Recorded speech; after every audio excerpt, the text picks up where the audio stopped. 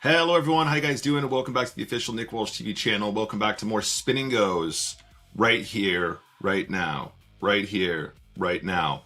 That's right, ladies and gentlemen. This weekend I went to go see the one and only Mr. Fatboy Slim. That was on Sunday. Yesterday we had a day off, and it was very nice to try and return to something that resembled humanity after what was a very, very good Sunday. I must say I'm still a little bit not quite myself. It was quite a heavy weekend after all, but it was actually a genuinely lovely weekend as well. The weather was nice, the people were nice, the music was nice, the beach was nice. It was really good. I felt really good about the whole situation. But we're back, and we are back to work today, and we are working on this. So this is our graph, guys. If you guys are new here, this is filtered specifically for Spin and Goes, of course. And we are making very, very, very slow progress. We have played something like 3,500 Spin and Goes to date. We're trying to get to 10K by the end of the year, which is very, very possible. That's not going to be an issue. The volume aspect just requires us to ramp up the pace at which we're playing a very little bit. However, the amount of chips that we're winning over this course of time is not good enough for me. We are playing in very tough games. We are playing against some very good opponents. We are perhaps even playing during times which aren't particularly good for both of those aspects of the game. However, I do still believe that we are better than this. We are currently winning something in the region of 7 chips per game or something like that. We want to be closer to 15 plus, and we are going to try our damnedest to get there if we can. I hope you guys will join me. We're also going to maybe even hit some multipliers. That'd be cool too. In any case, this is what we're working on, guys. We're going to play some volume today, and then we're going to mark some hands for review, and we're going to study right here, right now. Thank you, Quest. Is that exactly? He's got it. Hello, John Edwards in the chat. Hello, everybody else. I did already say hi in the chat for everyone that came nice and early, but welcome. And I guess away we go. Let's fire up one table. And let's see if we can't do a little damage. First game. Ooh, Marcos Toga. We haven't seen Marcos in a while. So I guess let me just try and resize this table a smidge. We haven't seen Marcos in a while.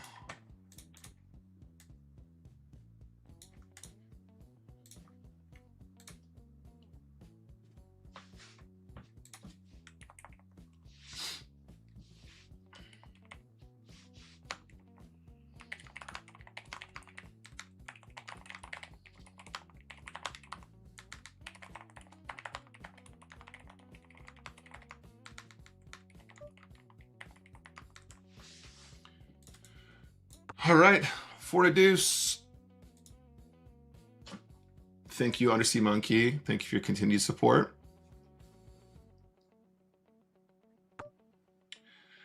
This is not exactly the flop we are looking for.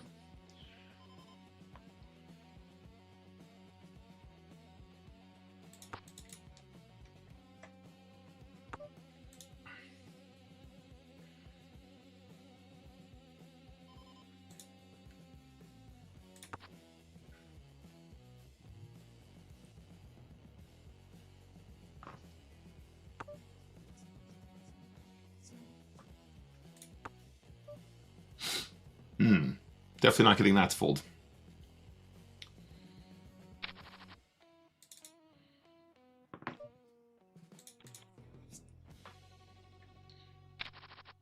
All right, we will fire up some more tables in a sec, guys. Let's get warmed up after the weekend. Let me make sure I got everything open the way I want it to. Okay, nice. And Ace-8 of Hearts is going to be going in the middle here, chat.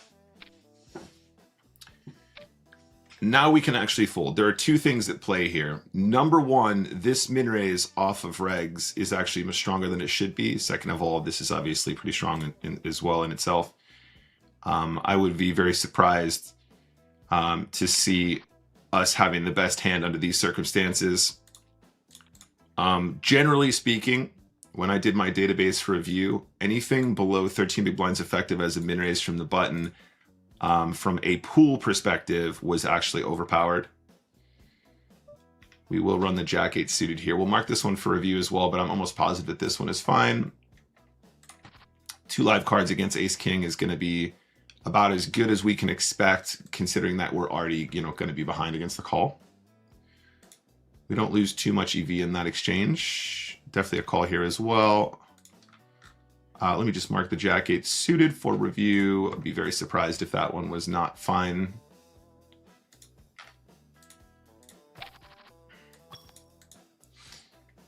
And the Queen Deuce will run here. Blind v blind for anything under 7 effective.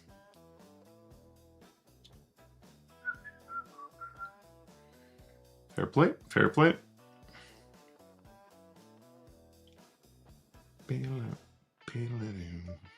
That one can finally go in the bin. Today's objective, guys, we want to play a little bit of volume. We want to take it easy today, not get too stressed out coming in hot from the weekend. Against Marcos, we probably just call here, I think. We're going to be ahead of this range often. What we want to do is get a little bit of volume in today. Try and keep it chilled. And let's try and fire up a little bit of PMA today, positive mental attitude. Let's try and get a little positive mental attitude for the lads going into this week. Okay, game number 1 is good. Game number 1 is legit good. Okay. So we go again. So we've played with this guy on the left. I actually think I recall the exchange we had with this player before. Very, very, very shocking call down. And Dilemma, brand new player. Let's see what we can do here. Okay, with that note, we're going to take a check on this flop.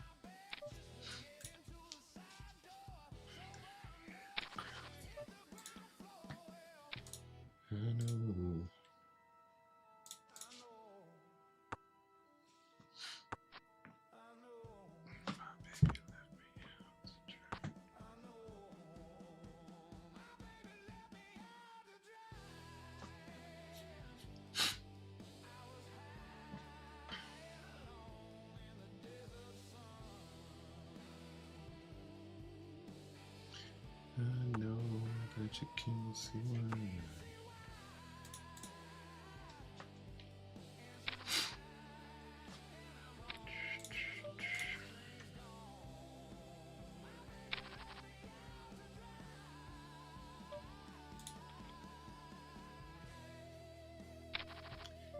And the ace-3 is going to be fine to play here. The jam is probably okay-ish.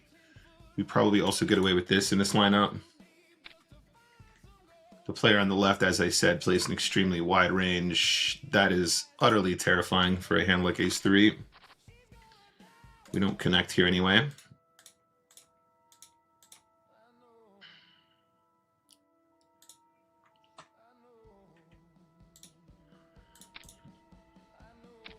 My baby left me out to try. Wow, there it is. Queen 5 offsuit. The pocket kings get all the chips in good and get rivered.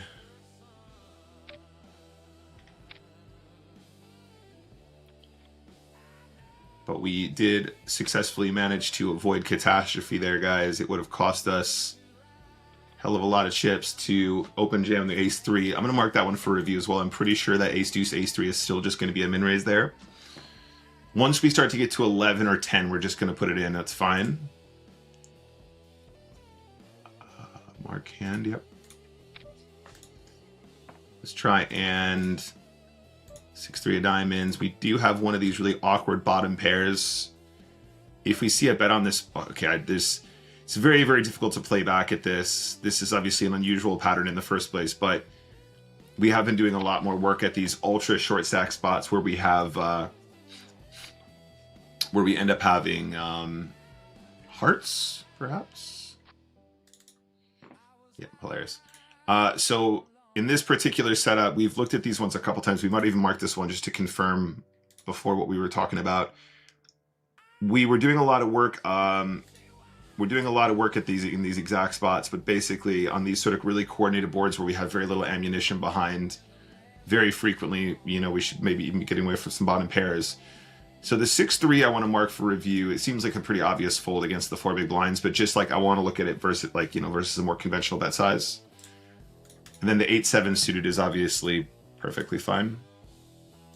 The 8-7 suited all in is going to be textbook there.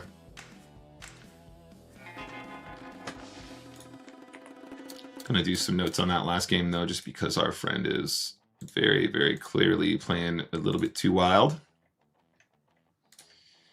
Not that one, it's this one.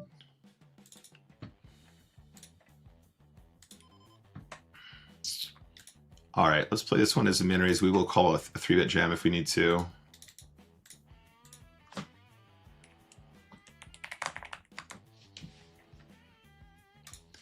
This is not our board in the slightest, not even a backdoor to go with anything here. King or jack on the turn. Ace is definitely not a bad card for us to represent. I think we probably do very, very well doing something like this. So 4, 5, 6, 7, 8, 9, 10. That would be pretty much perfect spot on for what would be considered a like a very, very good way to play the hand. We're going to fold against the raise here, obviously, but this is the size we would use to try and get to a sub SPR1. Jackpot going for the min check raise there. You know, perhaps a very sophisticated bluff, but I would be very surprised Very, very surprised to see that being a bluff there.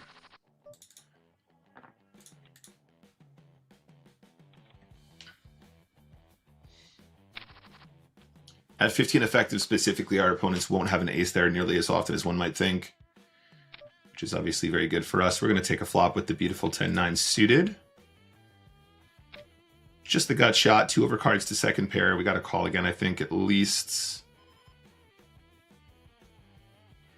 Maybe some justification for raising, but I think we do get a similar outcome if we just flat here more often.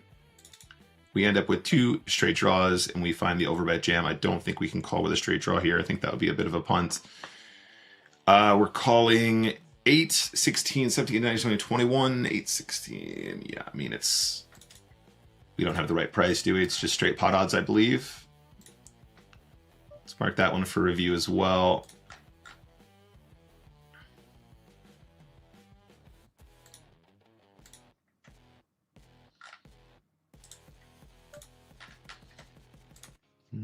Okay.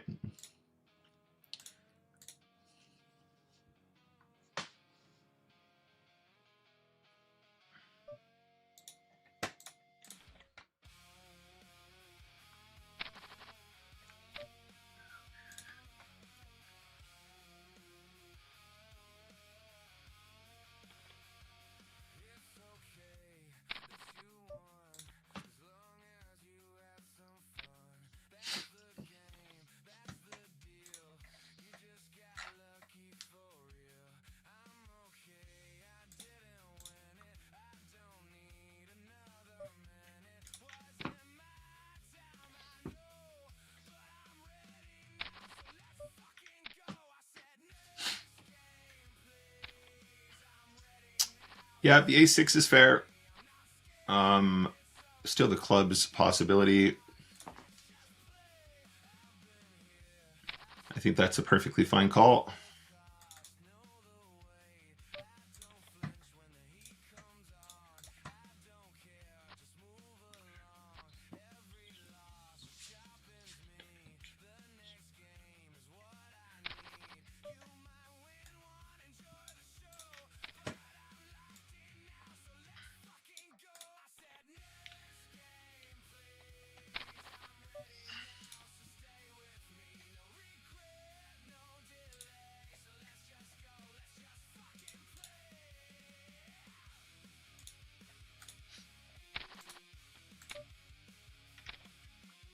Definitely not missing a king-6 call here.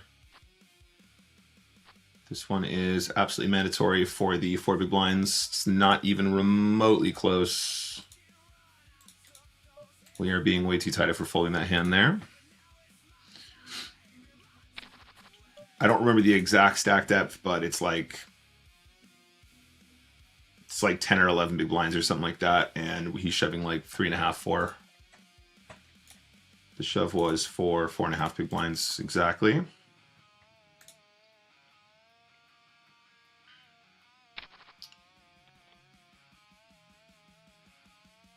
Six big blinds, king 4 spades, pretty straightforward. The 10-9 is certainly a profitable call here. 10-9 offsuit here for the 6 big blinds or whatever is going to be textbook.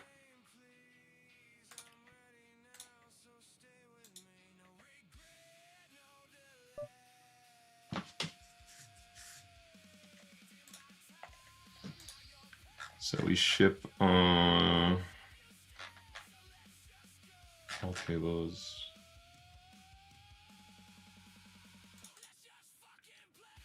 It was for 6 big blinds, and yeah, it was for 6 big blinds, and my opponent has a hand he can call for around 8, I think.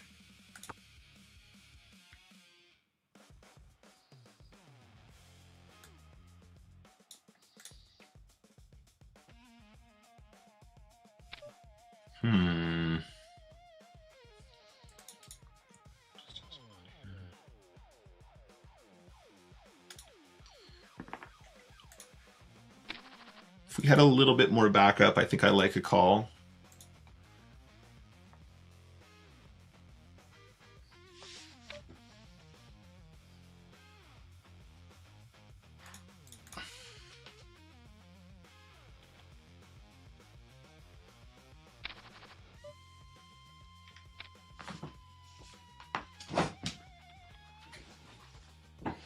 Just a sec, guys.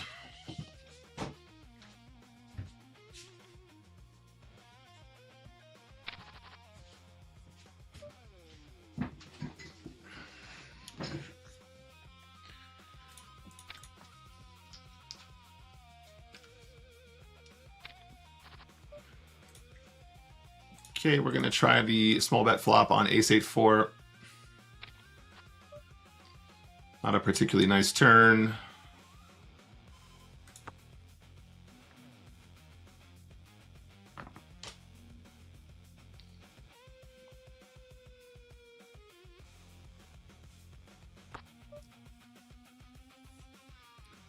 I'd say we have a pretty good shot at bluffing this river some of the time. Let's give this one a go. I don't anticipate they're going to fold clubs often, but obviously they will have a bunch of other stuff that they can't call with.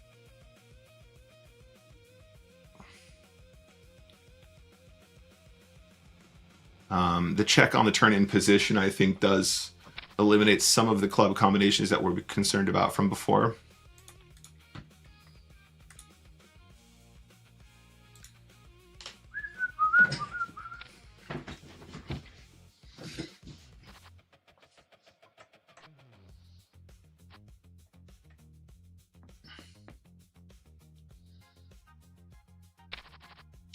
Jack 6 suited blind beat blinds. That's fine, I think, for sure. It will almost certainly be a Nash push. We got to call any two cards here.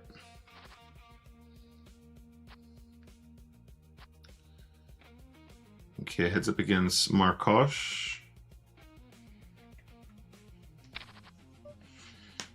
Aces. Can we catch him with a min raise here? We do get some action. That's nice. Top pair. Top set, excuse me.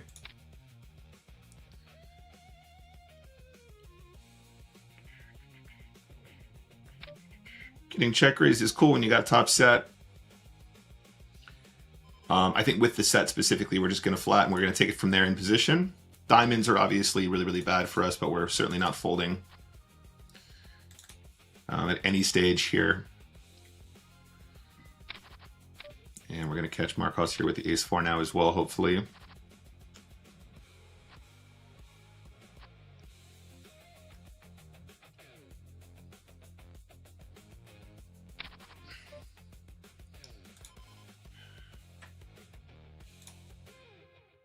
think that one just comes out. This one is definitely just the fold as well. Ace-7 can go in the middle here. 4.5 big blinds, pretty much a slam dunk. I think Jack 6 is probably also completely cool. Has the gut shot straight flush draw here, which is funny. We do take this game down nice.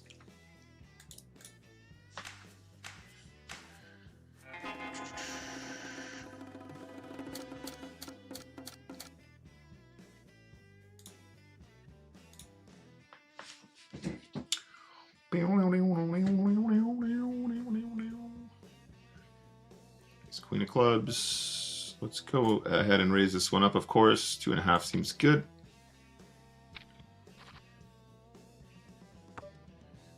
This is obviously not a terrible flop in general. Against the unknown player, I think we can play a check here.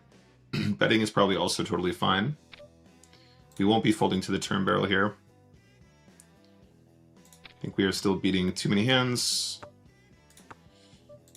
Pocket threes. Definitely could have just got that in pre-flop.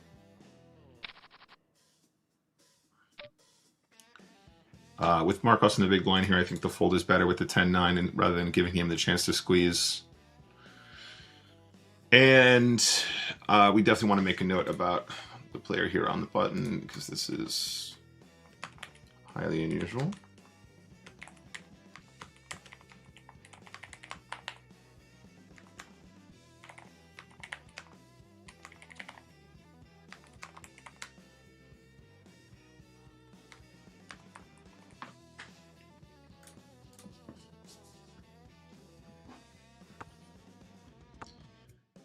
But that definitely could have cost us a whole stack, so we're doing pretty well. I'd imagine as well that betting flop probably not so great for us. 6-5 suited I think has to go here for 6 big blinds.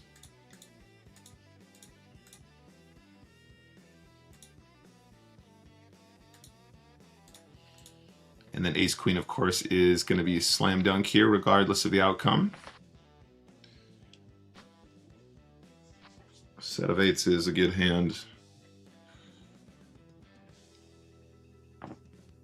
No side pot, pocket eights wins. Cool, nice game.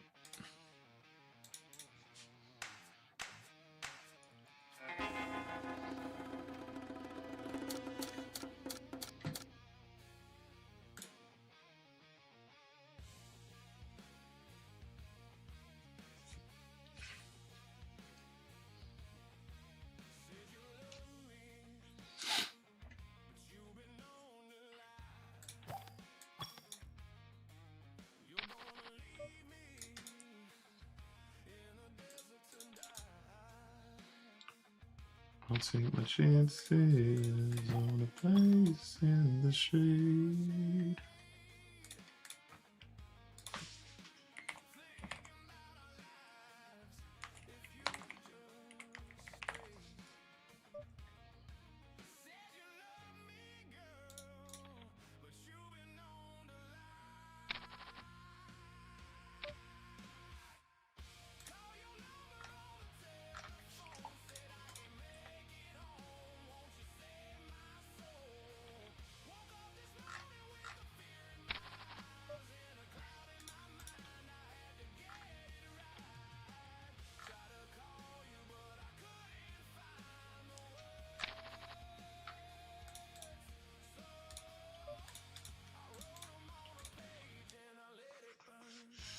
Just get a sweet 10x multi. I mean, hopefully bigger than that. Ideally, we can go a bit bigger than that.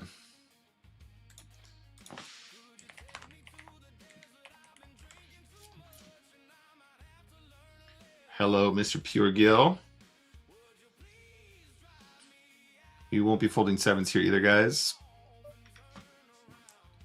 Sevens is far too high up in the range to fold.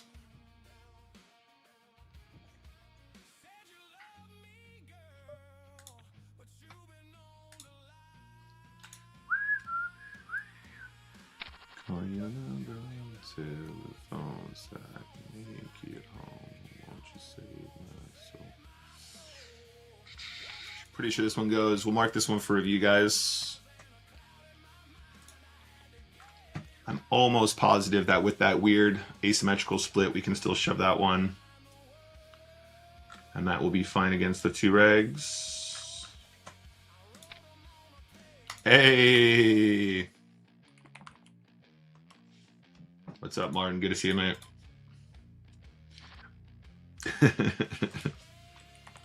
Thanks, mate.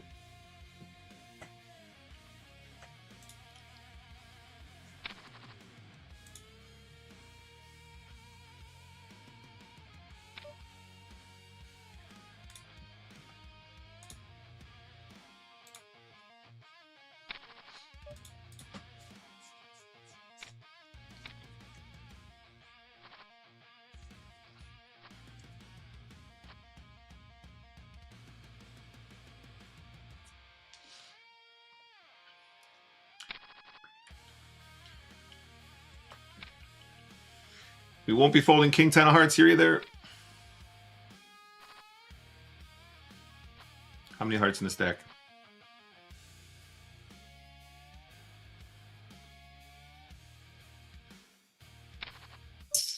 All right, heads up, and we have around... this one's going to be real close. Against Julian specifically. That's an unfortunate flop when we get it right on the in the pre-flop arena. 10-7 is such a funny one, guys. I can't remember. I think it's like 5-ish big blinds we can call there. The 5 deuce is very wide though as a jam. The 5 deuce jam is very, very wide. I think that was way too many bigs. So he's shoving 5.25 with 5 deuce suited. I don't think that goes. But here's a guy that plays a lot of volume, so it's difficult to argue. Perhaps he has an exploit that we are unaware of, but 5 deuce suited. Let's take a look at that spot, guys. We end up beating the 2 regs. If we look at this one, guys, I believe 5 deuce is just a fold here, 5 deuce suited. There's a lot of suited hands that we're happy to jam here for a small stack depth, but I'm thinking 5 deuce is bottom of the barrel. So the jam is perhaps just like some high volume reg exploit, or maybe just a misclick, I don't know. 10-7, I'm pretty sure is a call for like 5.5 bigs, something like that. Like it's more than you think it is, and it's more than you think it should be, but it's also very important that your opponents are shoving like, you know, 8-7 suited and 6-5 suited and stuff, and that these guys will, of course. So I'm tempted to mark that just to confirm that that's the case, because I don't think I'm crazy. I'm sorry, I'm definitely crazy, but we'll take a look at the his range instead. So this is Kirtis. Okay, so a lot of very loosey-goosey play here. We have played a little bit with this player, but not as much.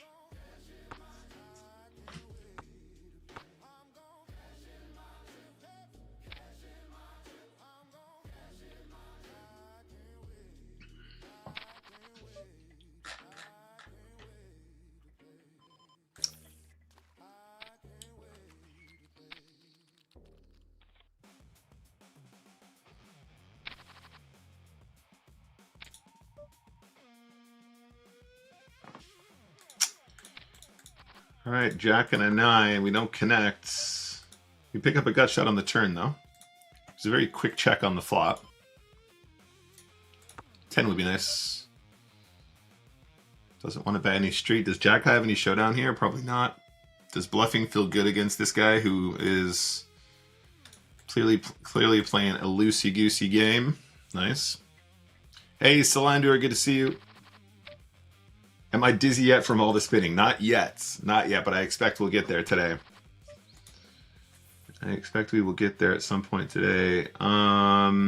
King 9 is here. King 8 is not, I believe. It's not exactly the most exciting hand to include in a wider range either if we're playing against 2 unknown players.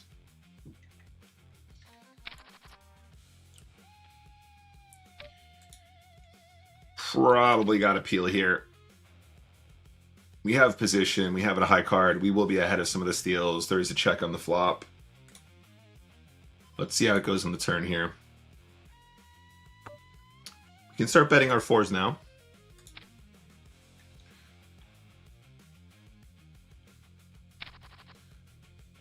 So 10-7 again. I told you this was the call was around 5.5, something like that. But then blind v blind, the 10-7 off was also sorry, if you're a first to act, then it's like 9 big blinds.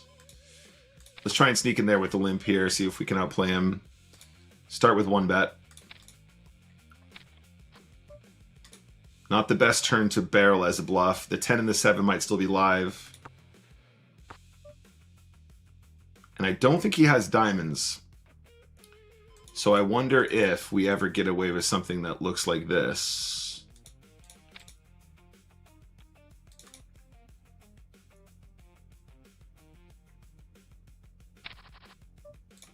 Martin Samuels has a very valid question. He says, honest question, I feel as if I've been playing tournaments much better the later I register 5 or 7 levels in deep. Is it just a run in your opinion, or is there strategy to this? Hope the question makes sense. That is absolutely a thing, mate, and that's something that a lot of tournament directors and tournament staff have been trying to address recently. The later registration or max late registration, all this stuff for good tournament players who are very good at playing those ultra shallow stack depths, there are some advantages that people do seem to be doing very well with in relation to, you know, registering later in tournaments or max late regging that. So if you are rather studied, I'm gonna trap 9s here quick, guys. Yeah, we're calling the jam, of course. That was the whole point. The deuces jam versus limp is definitely fine. We're unlucky here to run into the set, but we've put our chips in very good. So before we continue, Martin, basically there are a lot of tournament players who are basically their entire strategy is to enter the tournament as late as possible. Now there is some mathematics that support this.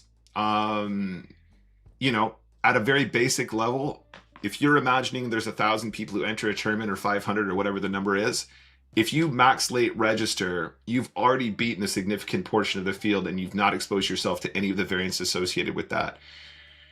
There's another argument that when you're playing very deep stacked poker, perhaps you'll have a greater exposure to the weakest players who are in the tournament because, you know, playing deeper stacked against bad players does mean that you can win some chips. But by the time you get to those later levels, everyone's average stack is usually going to end up around the same kind of situation. Now, if you're a super genius at deep stack and shallow stack, then there is an argument that getting in early is great because you might be going into the bubble with a much bigger stack than people who are less skilled than you at the sort of early and mid stages of the event.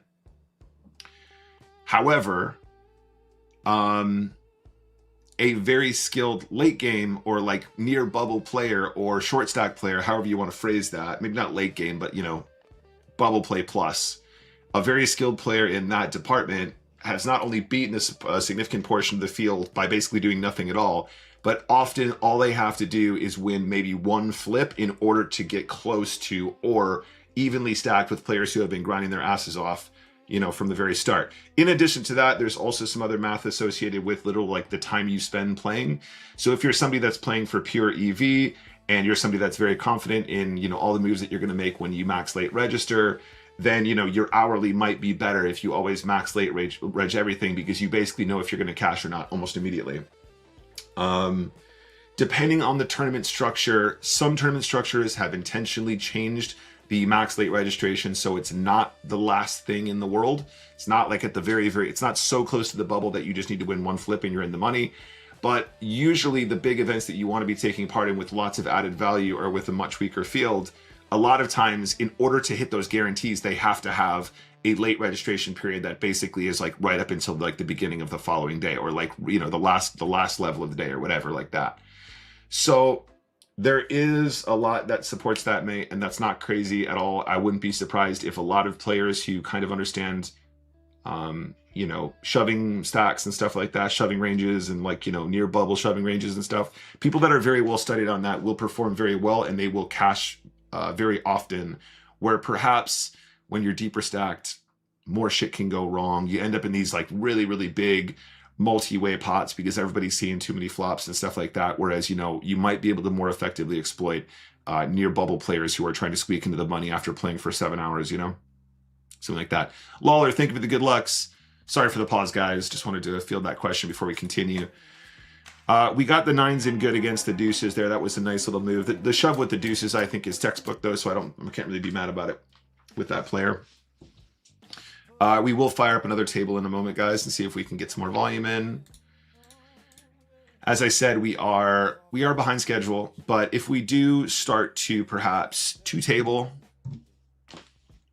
I think, you know, we're not going to struggle to get there towards the end of the year, and we will keep the streams relatively, you know, we can still, they're not so busy that they're impossible to follow, but also we'll have a chance to talk about what's happening on the screen a little bit more, I still think. Today is not looking good for the regs, right? We're playing on a Tuesday, middle of the day. There's Donis again.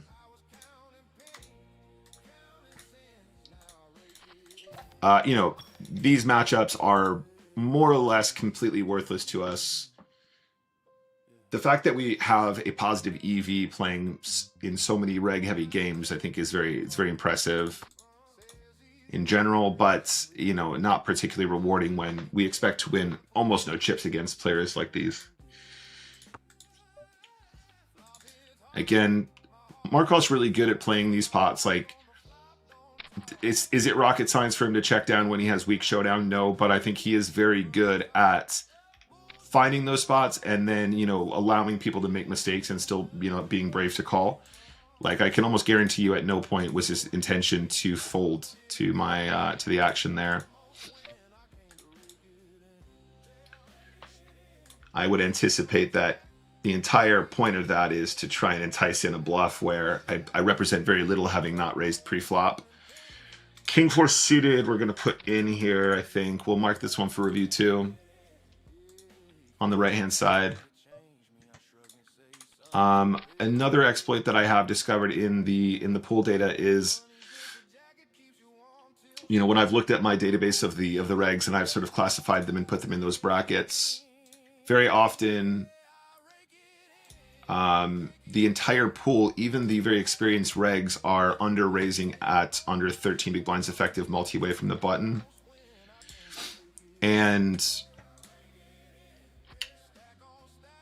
as a result of that, I think many of them have also over-adjusted to their defense ranges. So once we get to 12.5 or 13 effective and you're in the big blind facing a min-raise from a similarly stacked player, what I have found is that generally people are overfolding, and they're also understealing as well.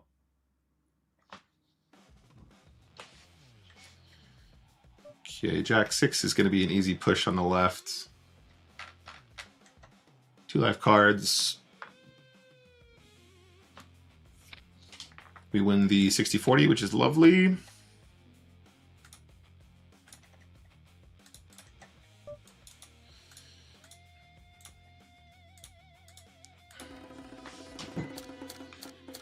All right, $100.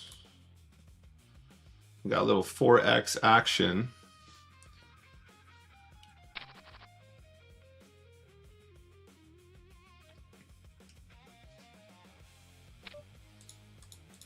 All right, let's try and put in the 3 steal here. We are obviously catching a limp raise, limp jam, if we need to.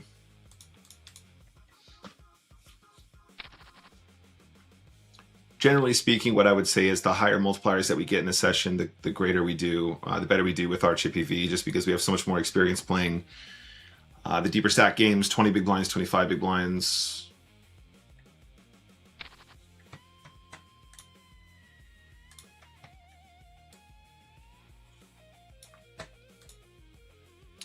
Martin says, very much appreciate the answer and the response. Of course, mate, of course. I got your back, buddy.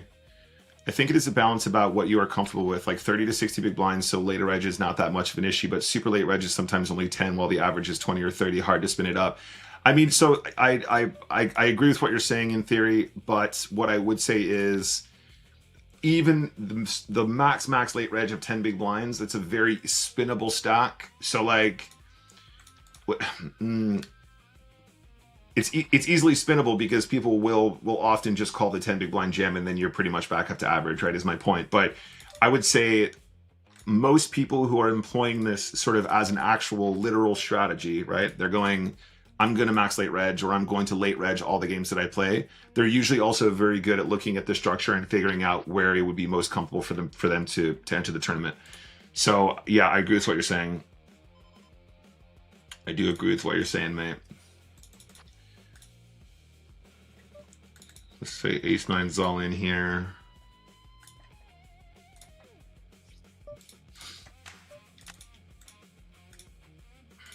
Sorry guys, that's not the right events. I keep duplicating for some reason.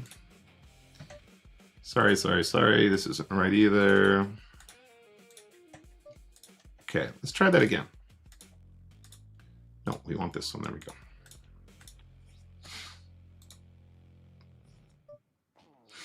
Yeah, I mean, what I would also add, Cylinder, just now we're talking about it.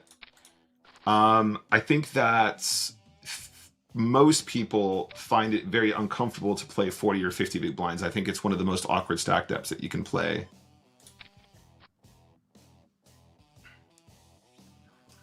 I think we probably should have just raised on the left-hand side here. We might regret this now.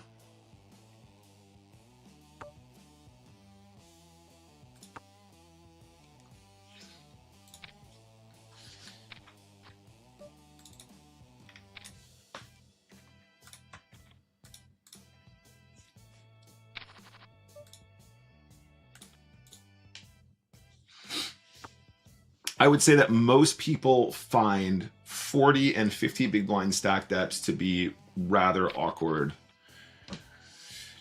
you start to get into the territory where it's very, very difficult to balance, you know, how much you're supposed to defend versus aggression.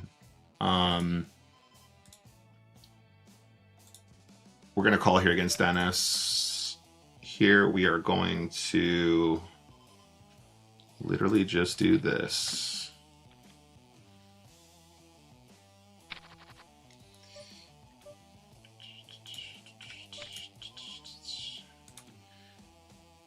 I swear they hit me with an ad every time you respond to the questions. I caught most of it. Thanks. Sorry, mate. I actually need to look at those settings. A lot of that is automated because I'm not a partner yet. Slender says, oh yes, anything is possible. I once late reg a $3 double stack tournament, won it for 1,800. I mean, that's, of course, anything's possible. I mean, we're on the same page. We're not disagreeing. We're definitely not disagreeing, but it's, what I mean to say is, if you only ever max late reg and you're starting with like 10, 12 big blinds, something like that, there are two things that are true. At that stage of the event, you're already very close to the bubble, and that means that people will be a lot tighter, so suddenly your shoves will be more effective. You actually win more at non-showdown. But also at the same time, you're still short enough where you'll get some loose action from players who are bigger stacked, and then getting that double actually is not all that wild. So we're going to try and win this for the $100 here. There's a deuce on this turn because we do not hold when it counts here, but there we go. We're not going to be negative today. We're not going to be negative, guys. Not today. We're going to be positive this week. We're going to keep it positive. For example, doubling to 6.5 big blinds, putting us in second position. Queen Jack can run here. 8-7 is not. And then we go here. That's a bit better.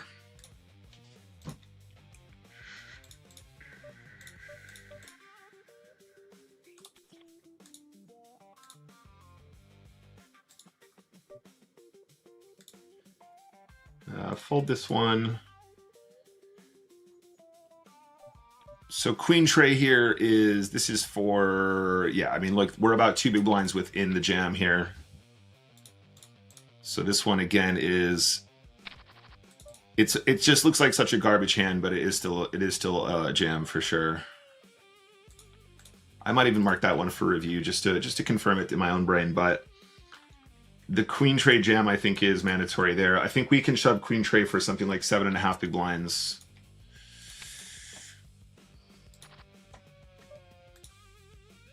Oops, sorry guys.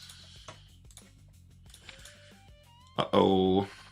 Can we get back in the driver's seat? Can we get back in the driver's seat over here? This is pretty cool. Can we get back in the driver's seat? Ace queen of clubs as well for the hundo.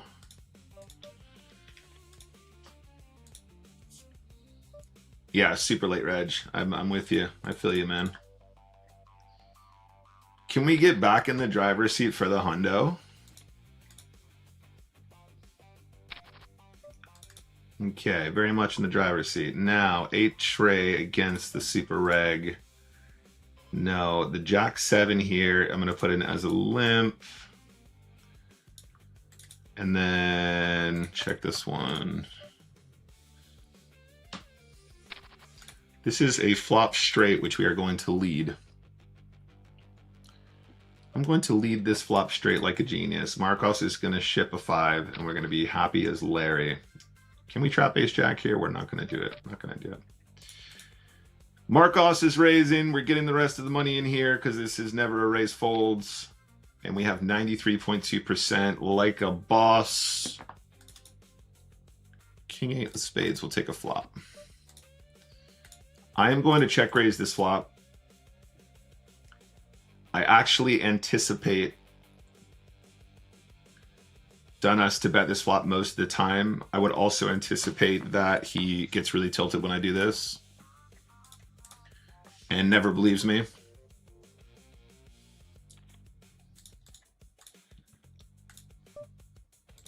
It's also very easy when he does end up having, you know, a draw or something to just get the rest of the chips in there. So this is for the 2. Sorry guys, stacking these tables is really annoying. Pocket fives and a queen four of spades. We do have the best hand for the $100. Let's go. We got back in the driver's seat. We kept the positivity alive. We kept the positivity alive, guys, and we got rewarded because we were just being a little ray of sunshine. We were just being a little ray of sunshine there, guys, and the poker gods were happy about it. Positive is key.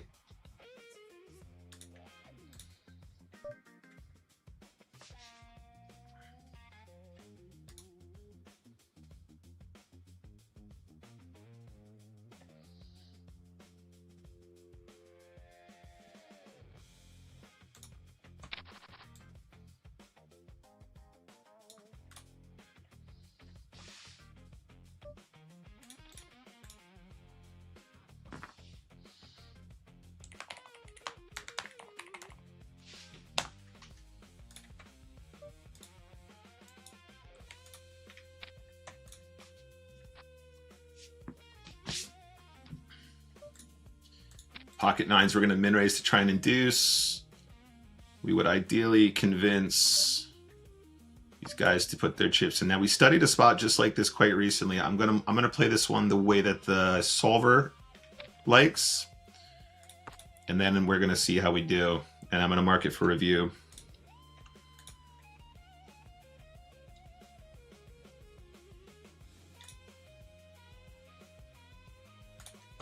We'll mark the A6 as well, but I'm almost positive that's a call. He's shoving into a one big blind stack, and we're ultra short as well. And we're going to struggle to get away from the nines here, of course. Let's see how he goes on the river. On the river now, I think the overbet jam is very good. I don't anticipate him to check a jack on this river too often, although it would be a nice trap. We can still get called by the 7 and the 8. It looks like we miss diamonds. It looks like we have ace high, something that we don't want to mess around with. And, you know, reg v reg, we gotta be doing these things. We gotta be making these big bold moves, or otherwise we're just not gonna get called enough anyway.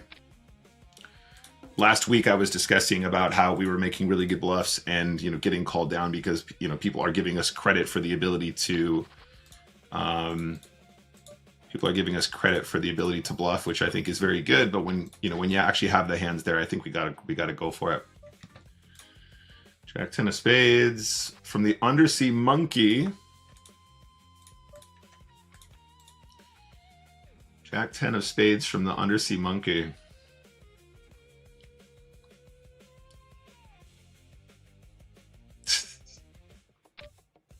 All right, on this occasion, we will call the one bet. 2 overcards, backdoor spades. Let's see how he responds on the turn.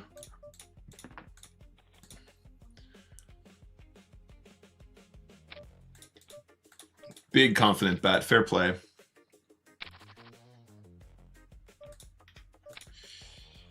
Undersea Monkey, 2x multiplier. 10-8 is just going to run here. That's fine. I'm okay with this. That's very live cards, Undersea Monkey. They're very... Look how alive these cards are. Nice hand, buddy. Nice hand. Ace 10 into Ace King there, pretty standard. We're not going to cry about that one. That was definitely the right move. That was also probably a call. We just missed that call on the left, I think, because we were stacking up another table. 6 tray. It was, I don't know. I'm not sure. Probably okay with the extra dead big blind in there, but there we go. That's okay. Not that big a deal. All right, 8 deuce fold.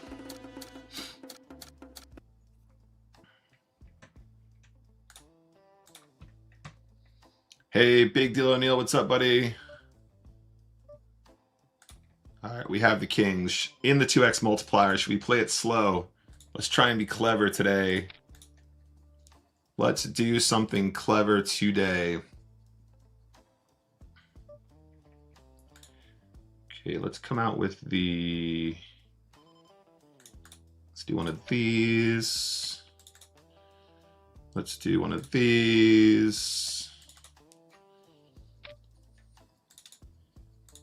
McCoy's my boy says the Conquering Hero returns cashed 100% of my WSOP tournaments this year. Where were you, Nick? Sorry, mate. I'm glad to hear it, though. Very well done. All right, we're gonna play like this. 6, 7, 8, 9, 10. This is perfect, right? This is a cool move.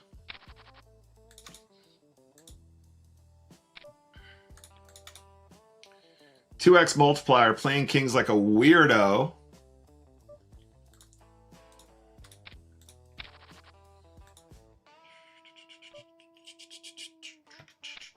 It's Nazgul, another friend of the stream.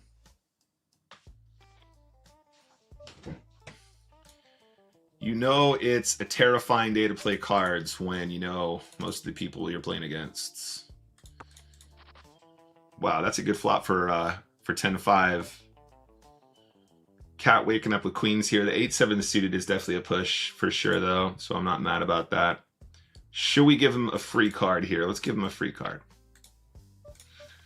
We're going to raise the turn, though.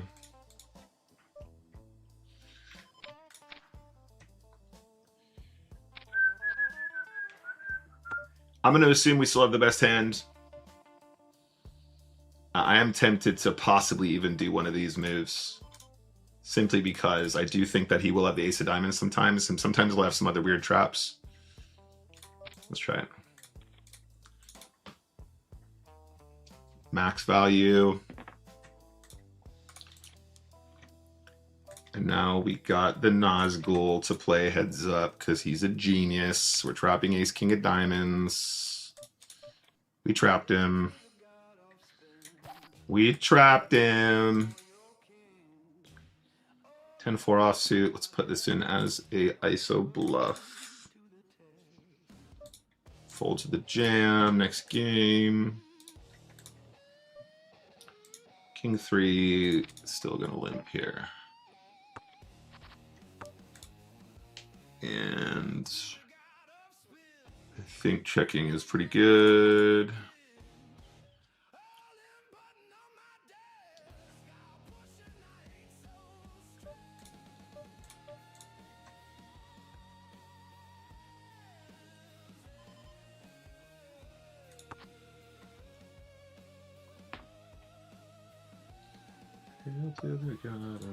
Let's actually go ahead and try and get some 7x and deuce x to fold here. Slight overbet makes sense. I think we would do the same thing with an ace.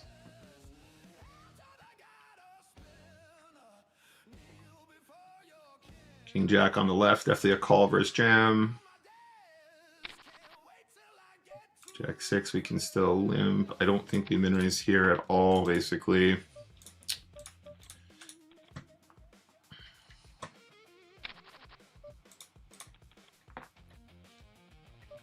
Pocket jacks, definitely a trap here at 10 effective or 11 effective.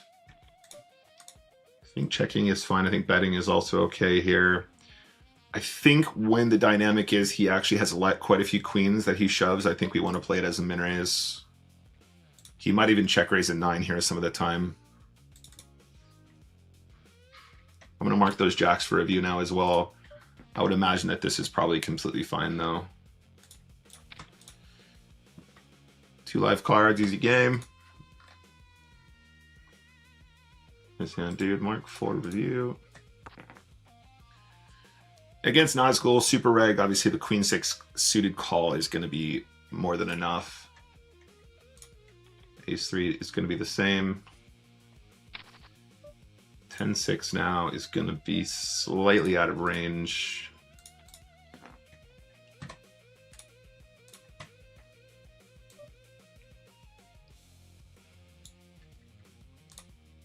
Ace 7 is definitely within range here. No good on the all-in.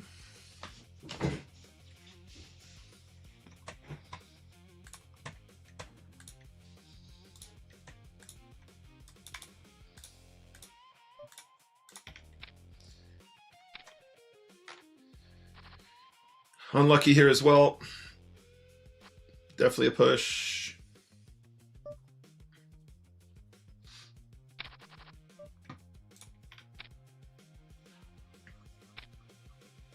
$100 on the left-hand side.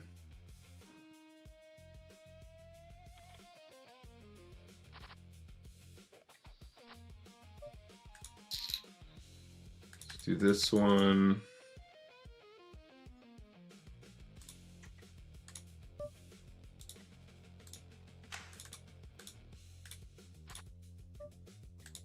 I think we're allowed to do this here.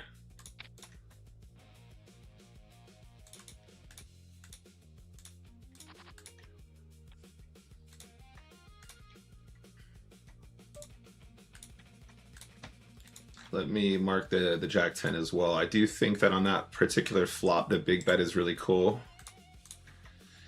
I don't know how balanced we're actually going to do that properly, but there we go. I'm just gonna push the Queen 5 here on the left hand side. Let's put this in as a 2.4 and then jam this one. King Queen, lovely. Let's mark the Queen 5 as well. Against the big bet, I just don't see how the shove is ever going to be bad there when there's so much dead money already committed. There's also probably a fair amount of big bets with draws that still need to call that we get the chips in good against too. So we'll take a look at this in a second.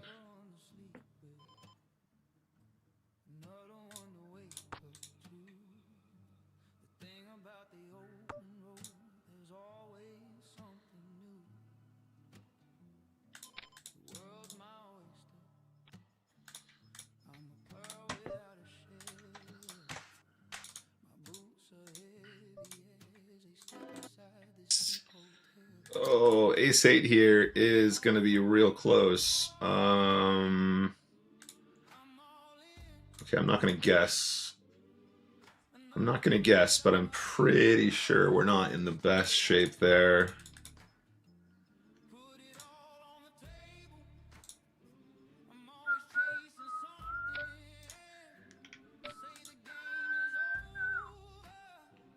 Definitely min-raise this one. It's annoying, we got a full to there. I'll mark the ace-3 suited as well, but I'd be very surprised if we can't shove that one.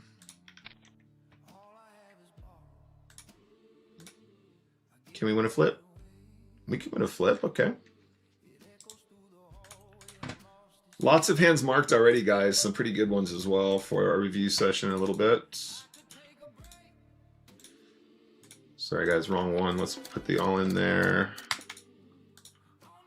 That's the one I'm looking for. Ace Jack sevens. Chopping against Marcos for some of the pot.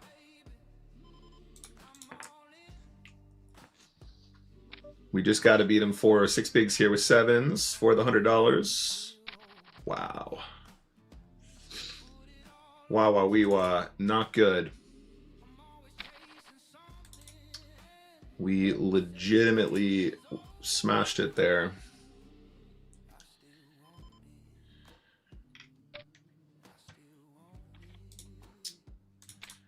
We were crushing that game.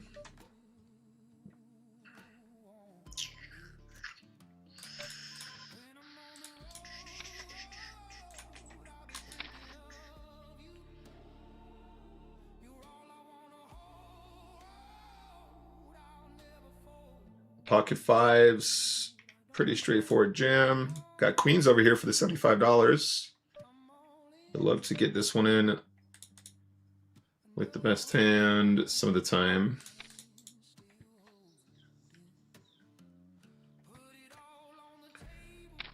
I'd say bet this flop is good.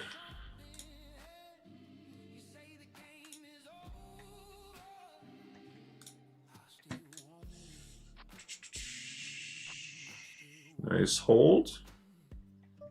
We got a deuce to go with our spades. I don't think he's going to have a king all that often, which is definitely an important note. I don't think we get a 10 to fold. I think he'll have a 4 more often than a 10 or a king, though, but we can just take the free card as well. 2 pairs usually a good hand. Do I think he has king, queen, or king 10? I'd say almost never. I'm going to overbet against this player here. Again, me and Marcos go way back.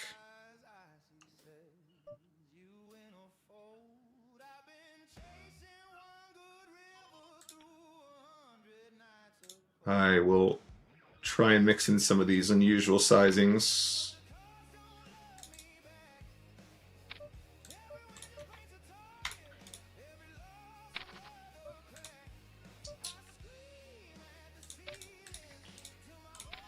If we get shoved on here, we'll call with the queen ten of spades. Now, I would usually bet this flop, but I think that probably against this player in particular, we're probably going to be better as a check.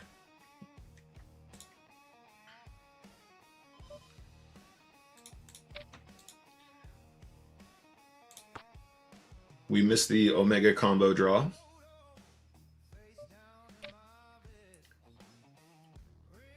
I kind of want to bluff. We're going to try.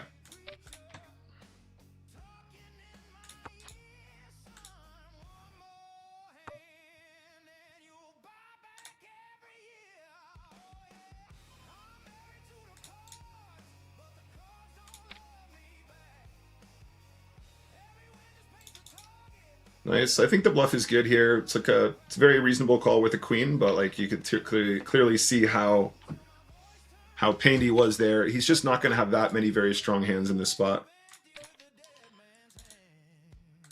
And I'm okay with that because I think we still put him in a tough spot despite the fact that we missed our mega combo draw. And looking good here unless there's a queen for the king 7 to take it down. So just going back to this hand, this is obviously fairly standard. We're just not going to give up the equity here with this hand. That's fine. So our opponent will very rarely, very infrequently have ace jack. I would say almost never. Sorry guys, I gotta show you the table. So on the right hand side here, guys, our opponent will almost never have king queen, king 10, queen 10, ace jack. At most, they usually have like maybe a pair of queens, maybe a pair of tens, maybe one pair of kings. That again, the king is very infrequent. We start this hand at sub 10 effective. Now, I don't know this guy. This guy isn't marked as a reg, so we can't anticipate he's always going to follow all the rules here pre-flop. But even very weak opponents will recognize that high cards need to go in the middle here more often, right? That's pretty straightforward. Now, we're checking here because what we're trying to do is complete our draw and then make a hand like queen deuce offsuit or 10 jack or something like that. Maybe even a king deuce or something like that to give us more chips on a later street. Not only that, but on this board, we actually just have the best hand with jack high a lot of the time. We break the turn. There's no action. The fact that there's no action on the turn is just further confirmation that our opponent is not as strong as top pair. I would say also Jack 9 is another combination that might trap check, but for the most part, they're concerned they're not going to get any value by leading. So again, we're kind of correctly identifying he's not particularly strong in this pot.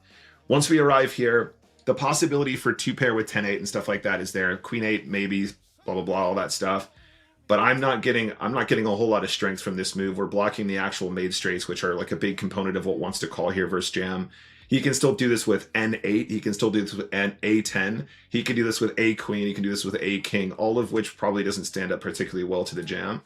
We're putting him in for like, 7 more big blinds. This is not inconsequential. And he uses up his entire time back. He's got 4 seconds left. He calls with queen deuce. Like, fair play. No judgment.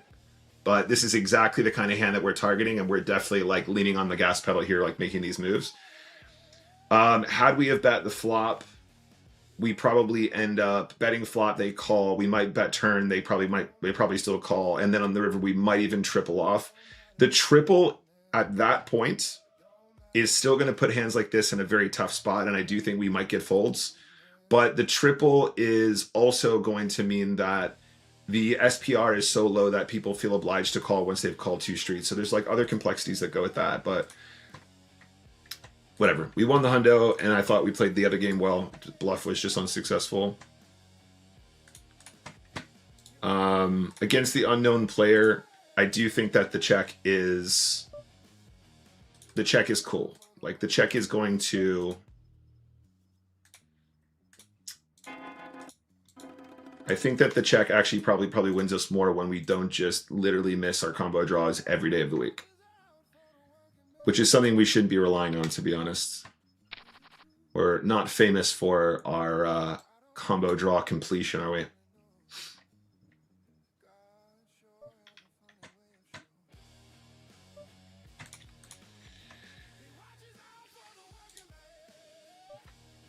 Pocket aces like a boss.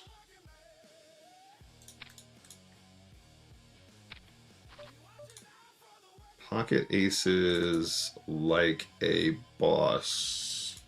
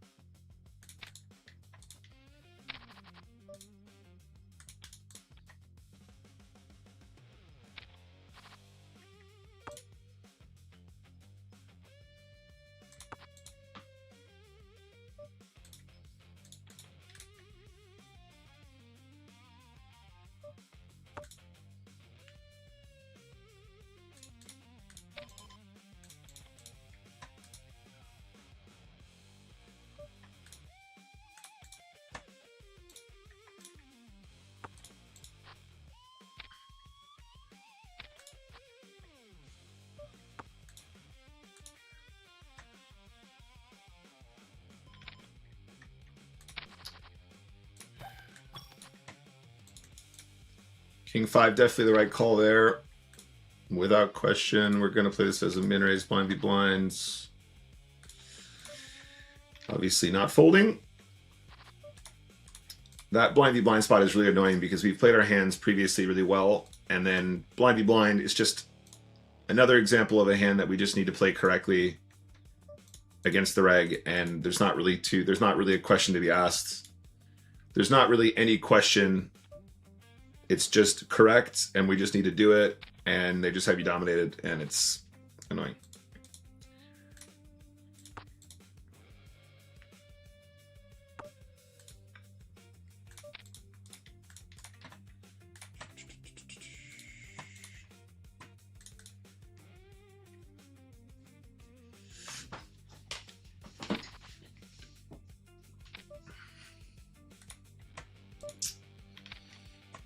Yeah, ace-6 of spades pretty big here.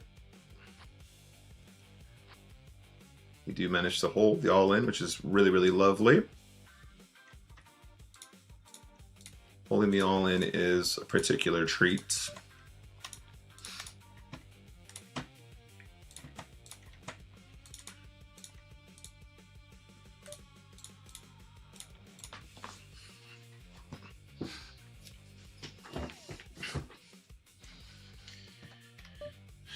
We're going to play this one fast.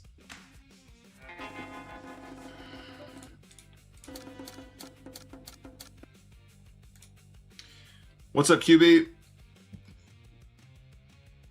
Thank you, mate. It's kind of you to say. I will try and break them chips.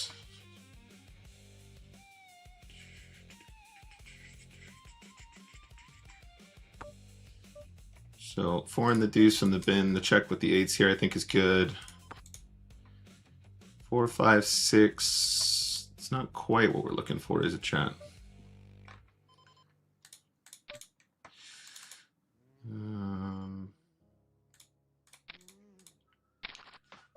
Let's try that.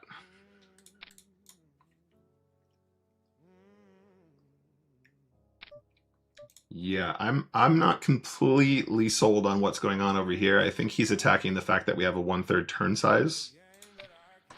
I would be interested to see if this turns out to be value.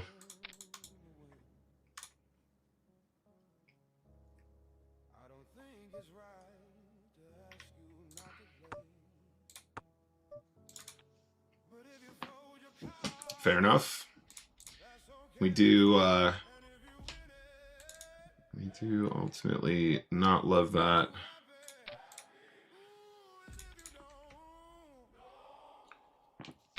Check raising the king 9 I think is very good, by the way. Check raising that hand is very, very good there.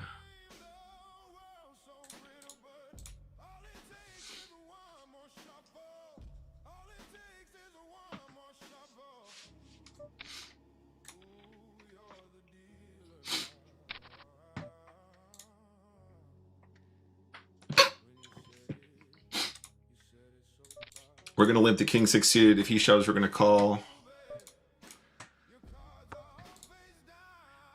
At this stack depth, we're going to bet flop, bet turn quite often. Especially if we pick up equity. 3, 4, 5, 6, 7.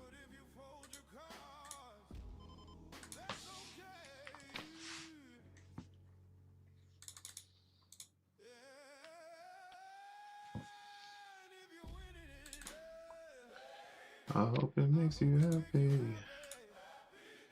Okay, raise this one. We are going to big ISO this one. We're going to go for this size. And we're going to start barreling over here. This is a really, really, really bad flop for us once we do our big ISO.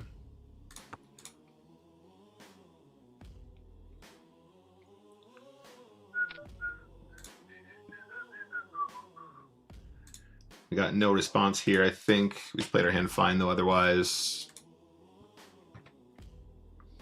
I honestly think we're just supposed to give up with the hand on the left now. Ace 8 here is an interesting one. Okay. Do you put the chips in good? We're just trying to fade a 10. Nice. Nazgul doesn't want to bet any street yet. That's interesting. I wonder. I really wonder what to do here now.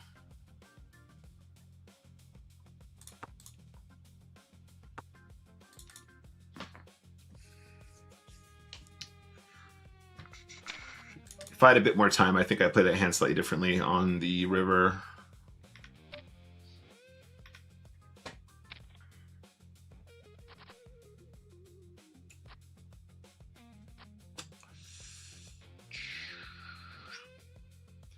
I think I'd play that hand a little bit differently on the river there, if I'm given the choice. Could run out of time.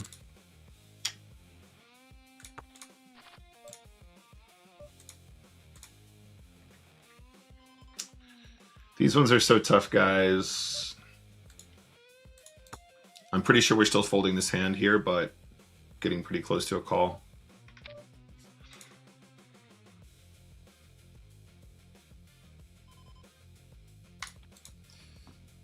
Ooh, that's unlucky. You'd think when we're playing the king of poker, they'd give us a break once in a while.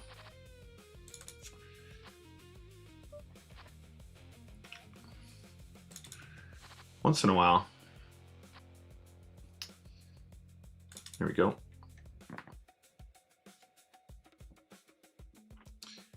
Cool. Good game. Eduardo in the YouTube chat says, "Hey Nick, do you believe it is better to bluff the river without blocking the flush draw in the Jack 6 suited, or with Jack 6 off, would you have triple barrel bluffed instead?" This is a good question, mate. I need to figure out what hand we're talking about first.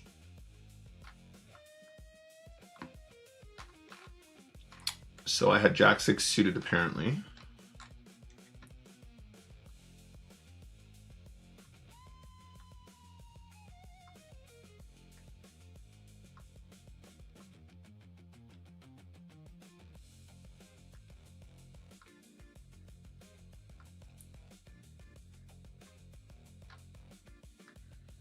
Oh, is this the hand with, is this the hand where I had the straight draw? I know what we're talking about now. Sorry, we're talking about this hand, guys.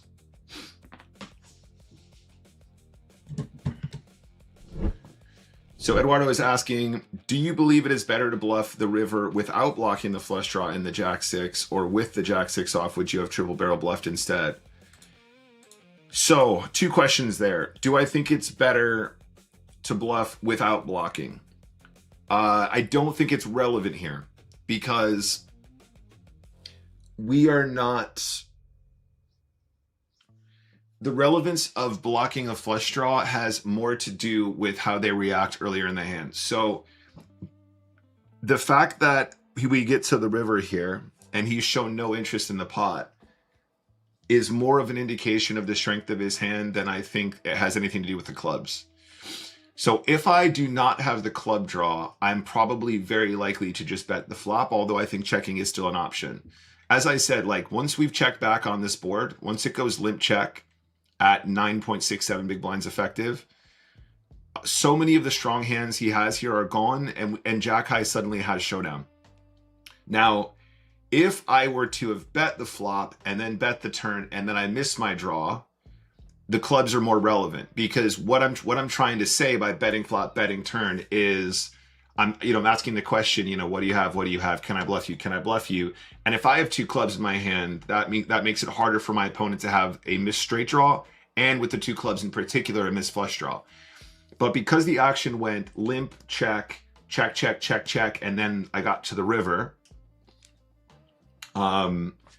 because we arrived here in this particular hand and the way we did, I don't think the clubs have much bearing at all. However, if I did have the bear jack, I would probably have been more confident, not confident. I probably would have bet the flop more often.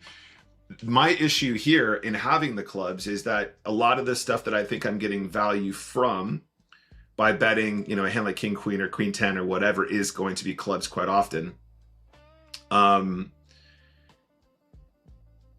So if I don't have a flush draw, I'm probably, in response to your question, I'm probably more likely to bet with jack 6 off than I am with jack 6 of clubs, because I have so many ways to win this pot, and almost all of them are going to be the nuts. And by betting in a situation where I know my opponent is going to have very little hands to call with, including fewer flush draws, then obviously the check is going to become more potent, right? Because let's say that our opponent has a 9 here or something, right? If we bet this flop and they have a gut shot that's like the shit end of the gut shot, where like a jack comes and they're like not feeling good, they're probably very likely just to fold the flop. Whereas if I bet this, or if I check this flop and I allow them to catch up in some way, sometimes they'll turn two pair when we make a club. Sometimes they'll turn two pair when we make, a flush draw, a straight draw, excuse me.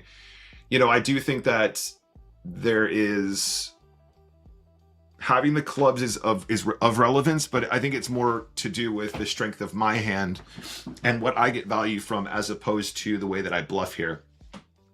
Now, if my opponent had led this turn and then checked the river, it becomes harder for him to have the club flush, which he missed, which is like a good hand to bluff, right? But because of the way the hand was played, I think we've like correctly identified he's going to have some 10x and some queen x and some 8x and all this stuff.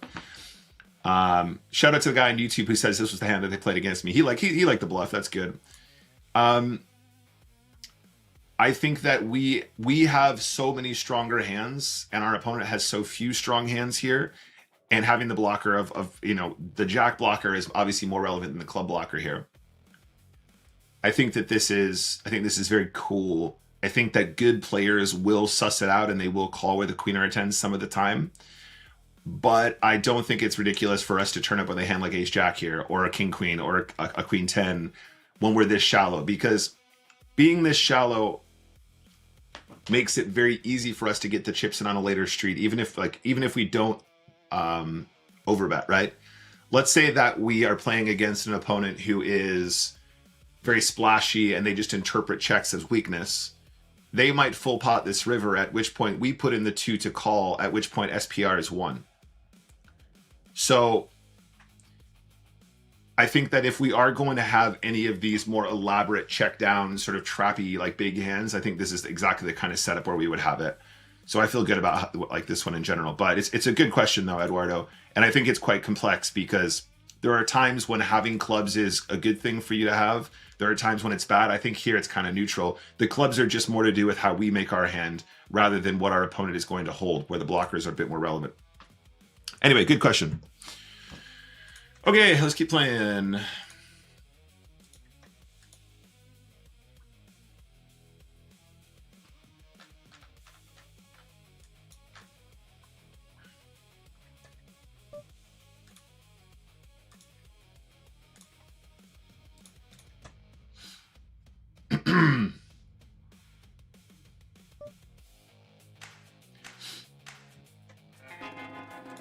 Still lots of tough games today. Still quite a few tough games. We have had the odd stranger here and there, but a lot of Nazgul, a lot of Requena, a lot of Marcos, King of Poker, all the regs.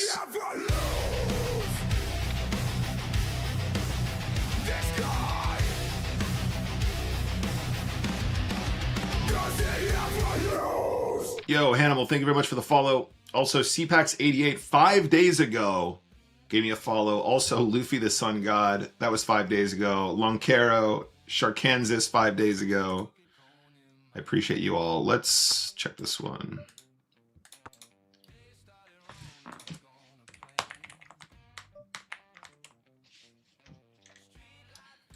Let's have a little pop at this one now with the straight draw.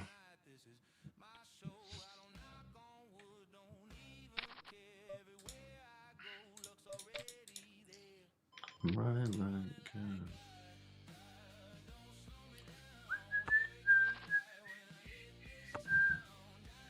getting called by Queen Jack here feels pretty good. Let's bet this flop.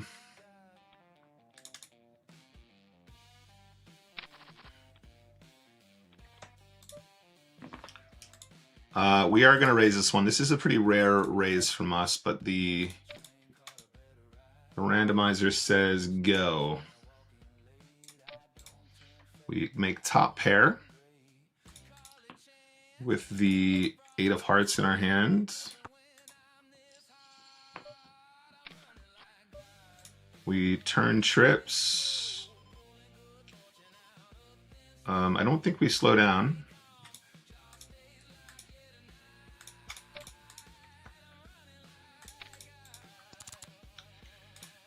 Two barrels is fine, gets the job done. Ace deuce. That little queen jack bet was pretty cute as well on the left hand side. We got that one through. Betting top pair like a boss.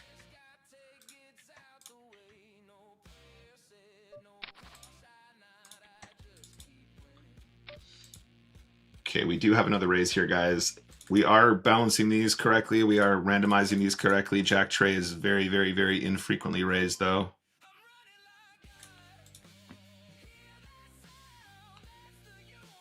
Nazgul, just fold. Not a great flop for us, but also not one we probably want to miss. Think about if we can get a straight draw on this going on this turn, it'll be nice. 6, 7, 8, 9, 10. Let's do this one. And if we pick up equity on the turn, we'll get the rest in.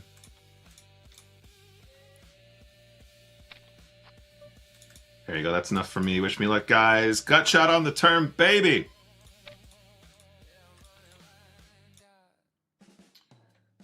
Gut shot on the turn, baby. Queen jack.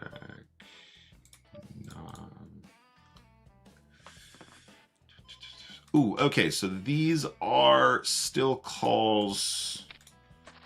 I believe this is not the flop we're looking for.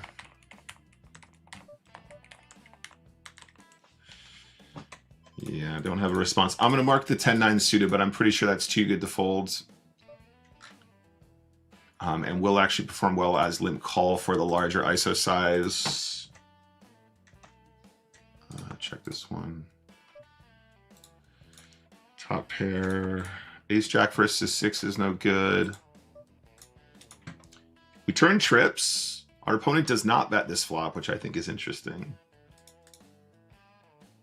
Let's do this. Let's do this. 7, 8, 9, 10 jack. Our opponents will have missed diamonds. I think they'll have an 8 once in a while. I'm gonna try and induce on the left hand, on the right hand side. I'm gonna trap the kings as well against this player. Nazgul, don't take the bait.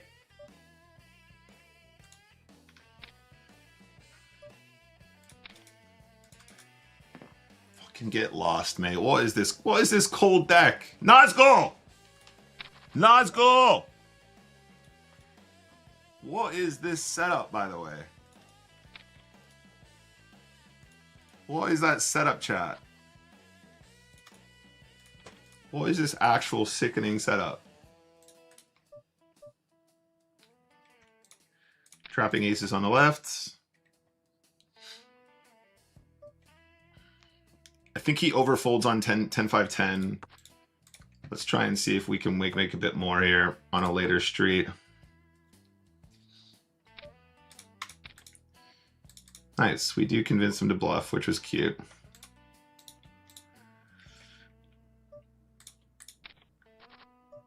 Queen 9, no good.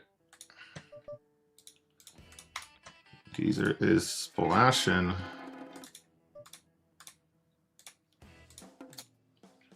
King 5 of clubs. Let's go.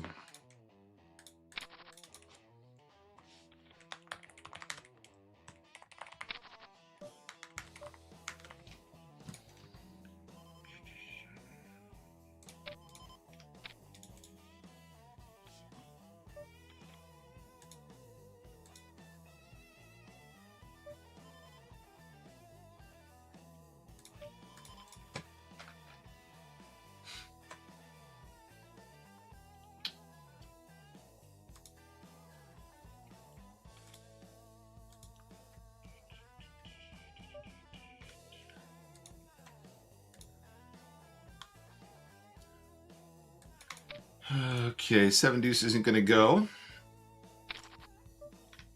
7 big blinds all in here.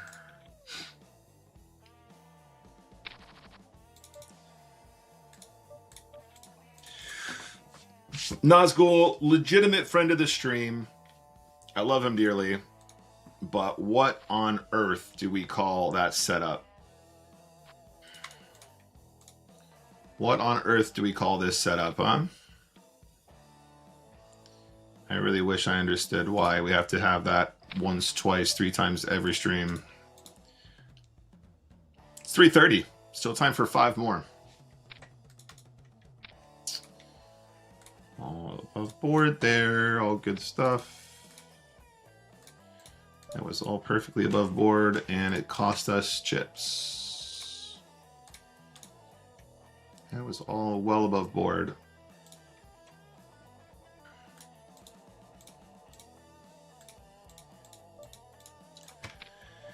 He's King of Hearts. Can we get a little love, please? No. Okay.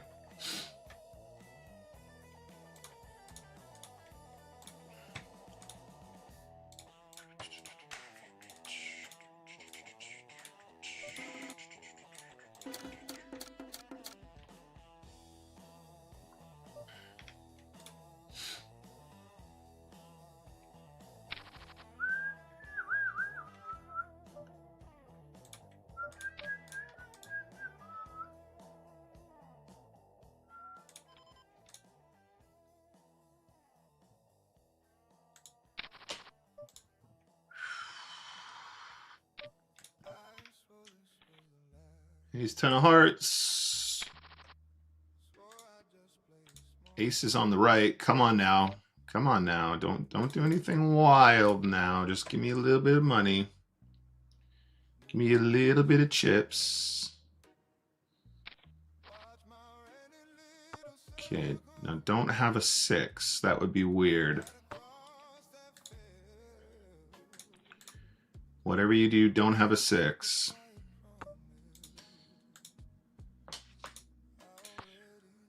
Ooh, ace is full. Ace is full is a good hand.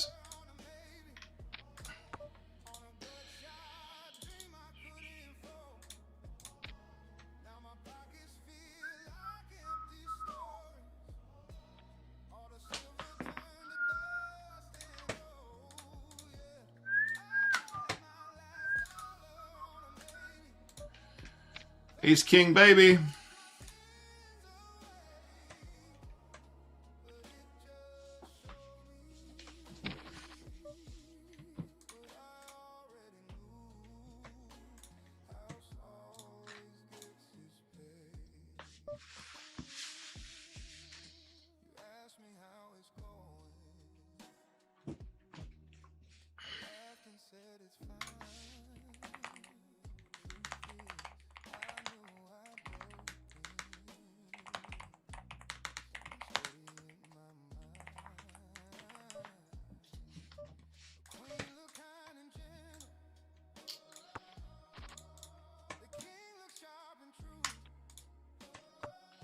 We're gonna try and bluff, guys. You ready for this?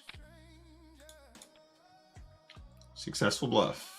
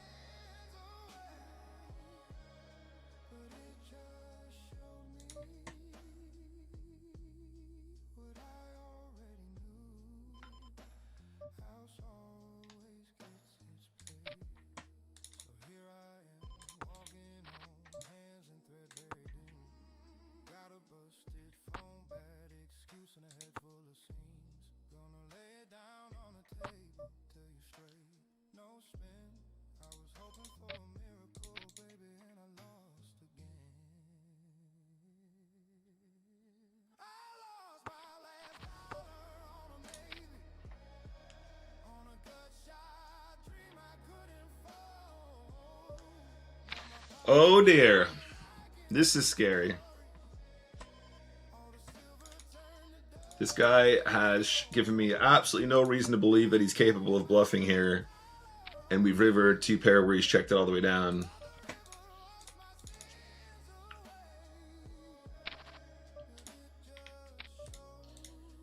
And that is genuinely terrifying.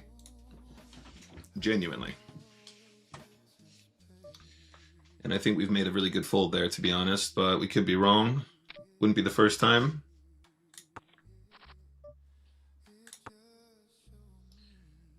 Wouldn't be the first time.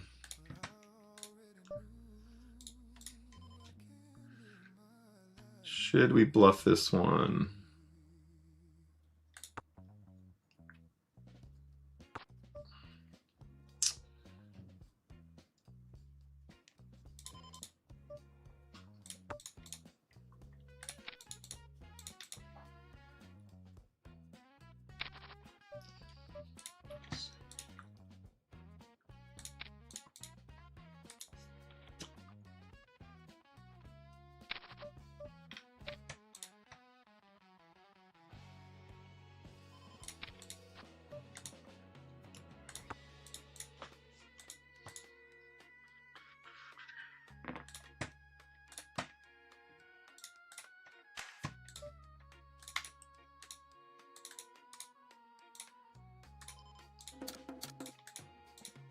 Sorry, guys.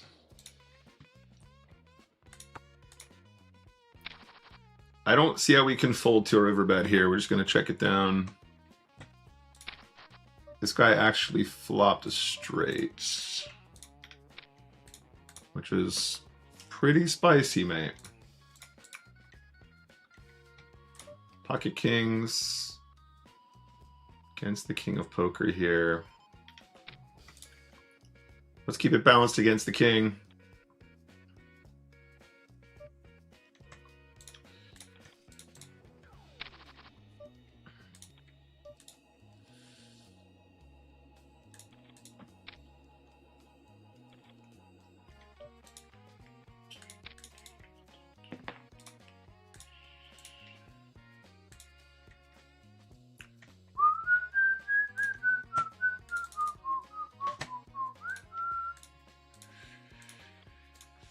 Okay.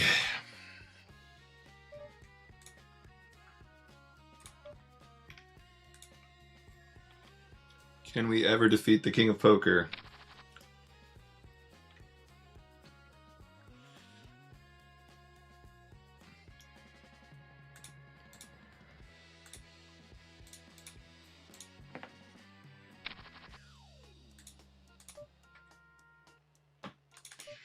All right, we're going to go for this one. We're going to go for this one. This one. Nice. Getting called by King 9 is cool. King 9 is the correct call, by the way. I'm not criticizing the call. It's just nice to get it in with the best hand. Wins me V.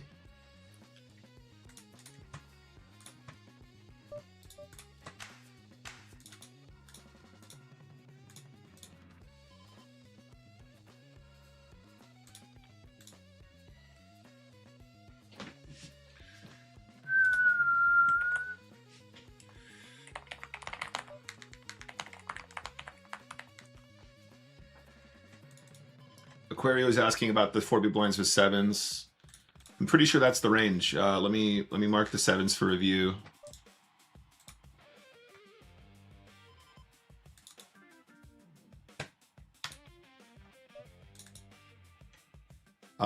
We can look it up afterwards, mate. I'm happy to do that.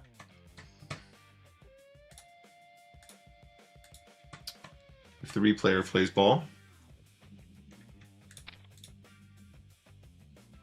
So when we are at around 10, 11 big blinds, 10, 11, 12 big blinds effective, we do our big ISOs are some trashy hands, some large unsuited aces, and I think some middling pairs and some other suited aces.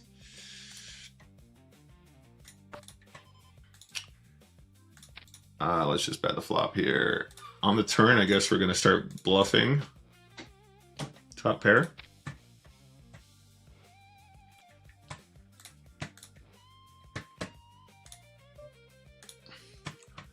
Let me try that again. We're not going to fold to a check raise here. We will steal this hand, though.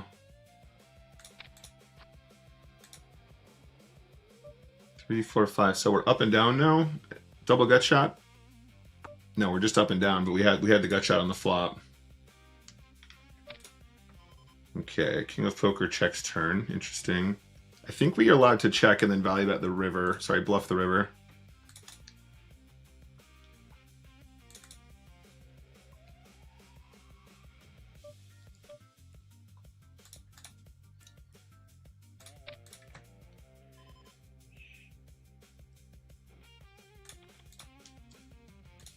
He might still call us with a 10. Yeah, that's fair. I think that we play our hand fine here, though. It's like it seems pretty apparent he's got air or he's got second pair. This is obviously pretty textbook from the king, which I think is very, very good, of course. It's very rare we ever see him make any mistakes, after all.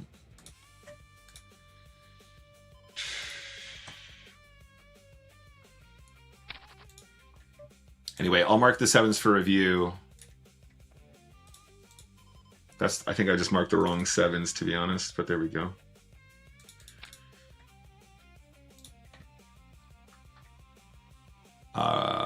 Yeah, raise to 4.5. This is the hand.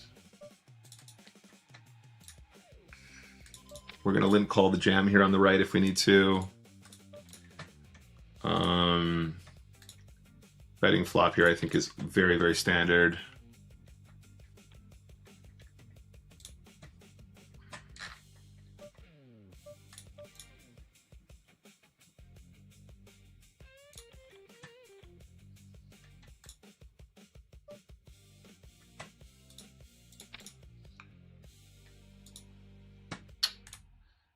That's not going to let me mark this hand, is it? Unmark hand. Unmark hand. Have I marked both of those 7s? I guess I did. Okay, Aquario, it's already marked, buddy. We'll take a look at those after we're done.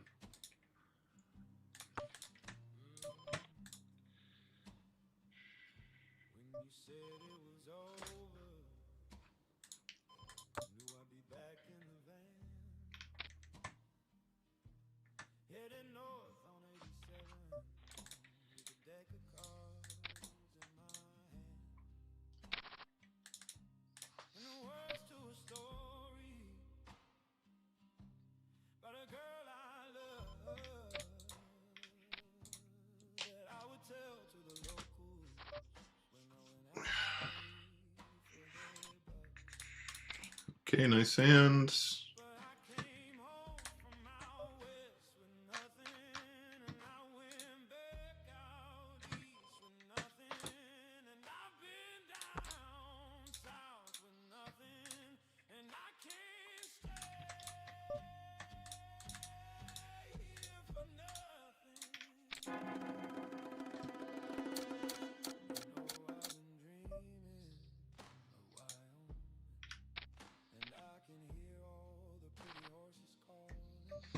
Ace Jack straight into Ace King.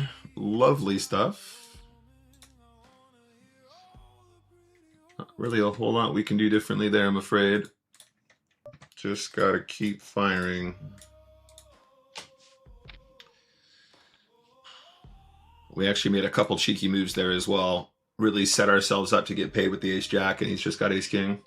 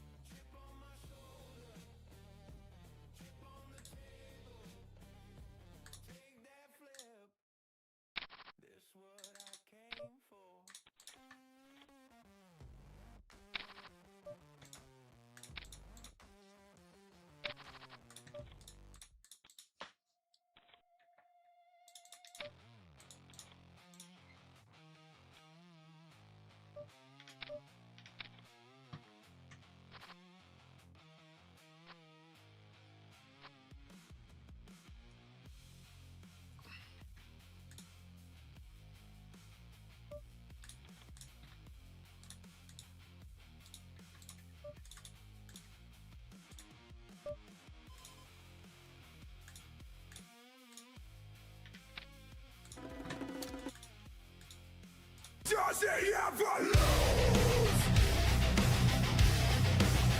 This guy. Does he ever lose? Hey, how's it going? Thank you, Bad Louch. Welcome to the stream.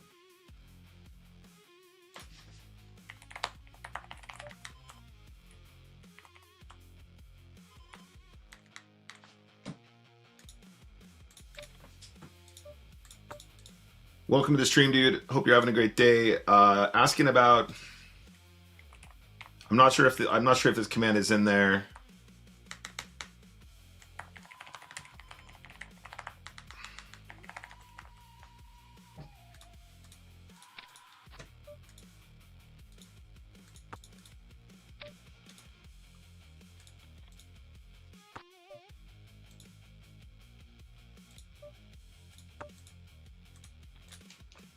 It is in settings. It is just a regular PokerStars setting. If you go into, sorry, mate, got some tables here. 1 second. If you go into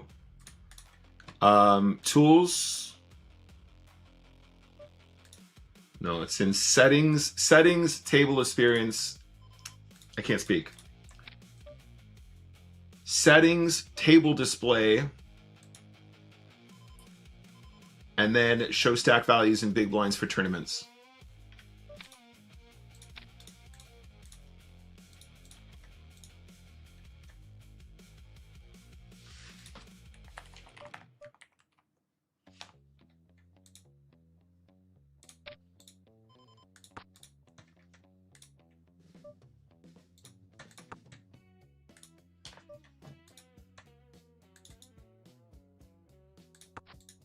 Nice. Backdoor clubs feels good.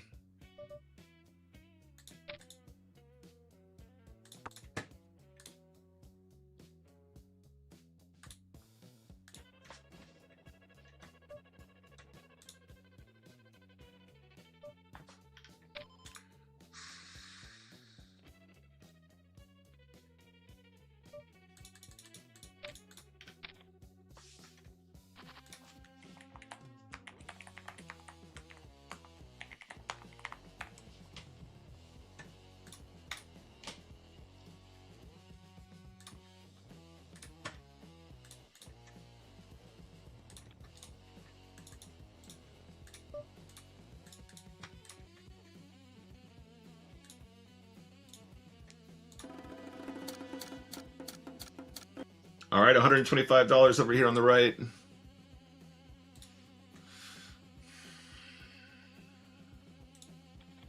No action with pocket kings.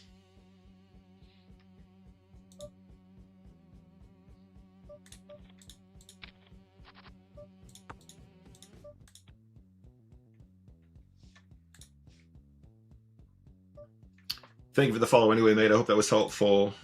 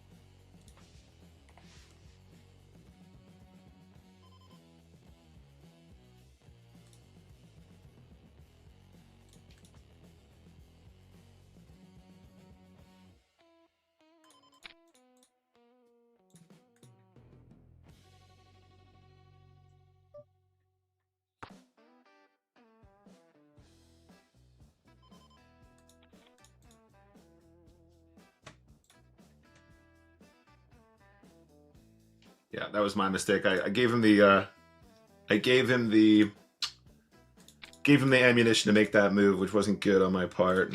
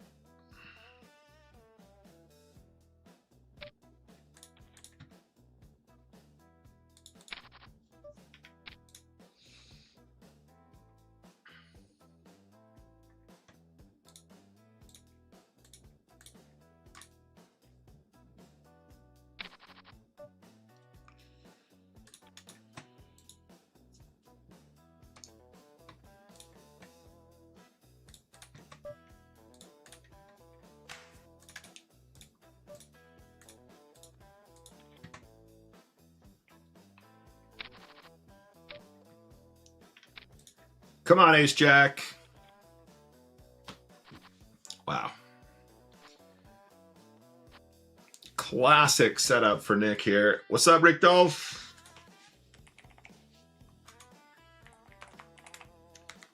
Absolutely classic Nick Walsh TV setup here for the 125.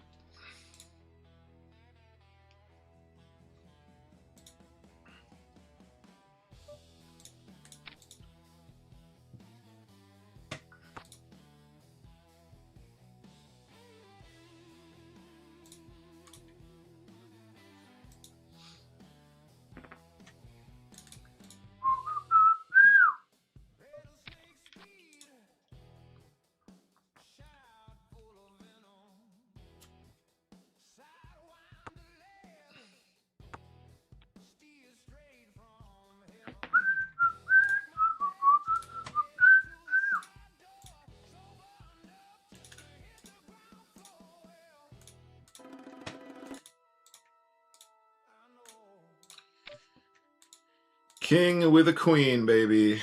King with a queen.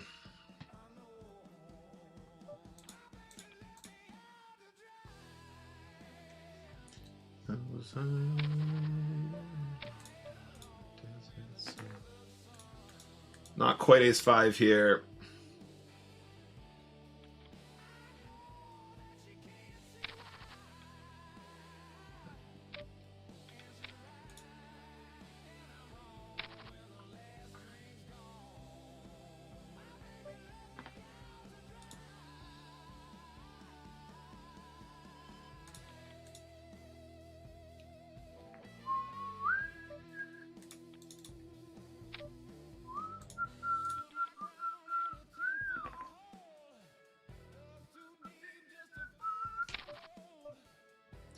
All right, I've had an Englishman staying in my house all week. No! Does he ever lose? This guy. Does he ever lose? What's up, Olga? Thank you very much for the follow. I just shoved Queen 9 directly into pocket aces, which I will defensively argue. I will defensively argue was in fact a top-rated GTO maneuver. But unfortunately, it's not so good when they have aces.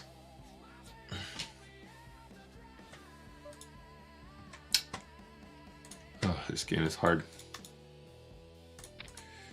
This game is hard, guys. This game is well hard.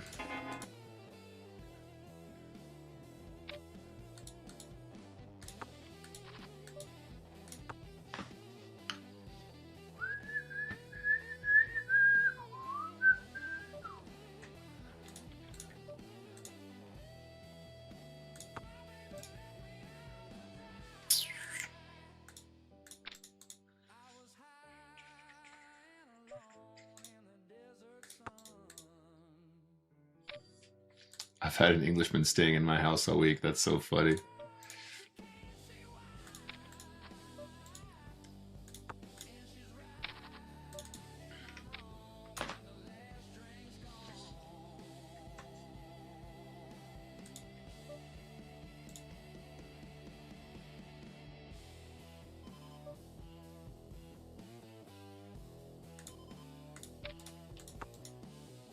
Smoking Branch, what's up? Good to see you. Oh, we got unlucky there, guys. We got very unlucky there, mate. Guy is betting King 10-6 with 1 over card. Proceeds to hit the 1 over card. Proceeds to hit the 1 over card, and we still miss our draw. That would have given us the best hand. Cool. Cool.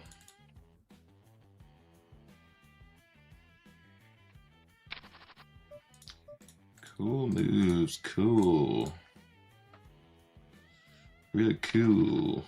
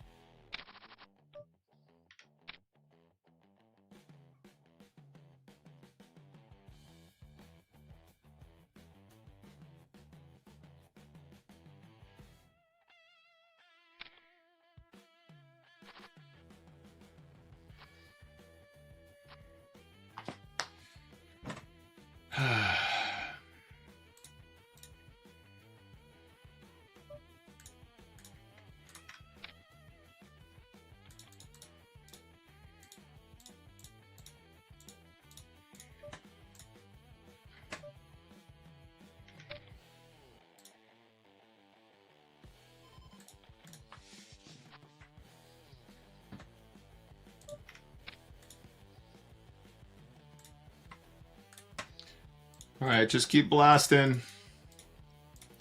Don't ask questions, chat. Just keep blasting. Just keep doing the thing. Just keep doing the thing that we're supposed to be doing. Let's just keep trying to do the thing we're supposed to be doing.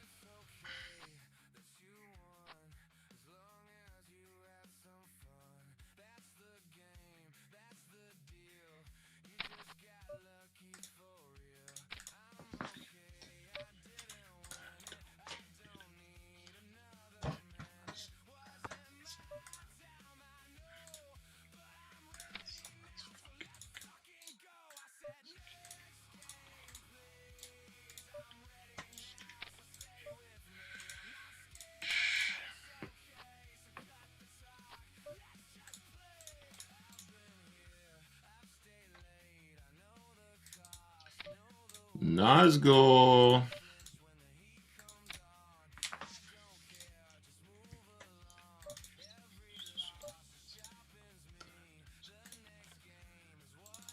You might win one. Enjoy the show. You got the chips in good, but the ace-6 does not hold. And the ace-4 can be a push here. That's totally fine. Straight into pocket eights, because why not?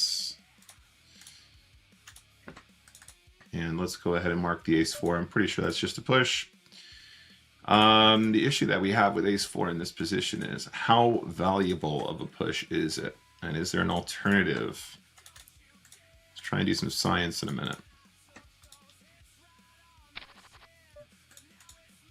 My time to win. What's up, Team 651? Good to see you, mates. Hope you're doing well. Thanks for the good looks.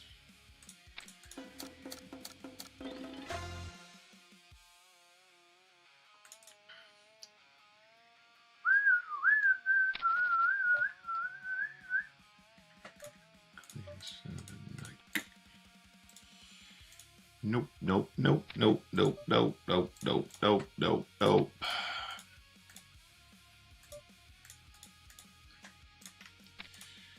Yes, yes, yes, yes. Sadly, I released him back into the wild today, Nick. He'll have to fend for himself to grow up so fast. I still don't even know who it was.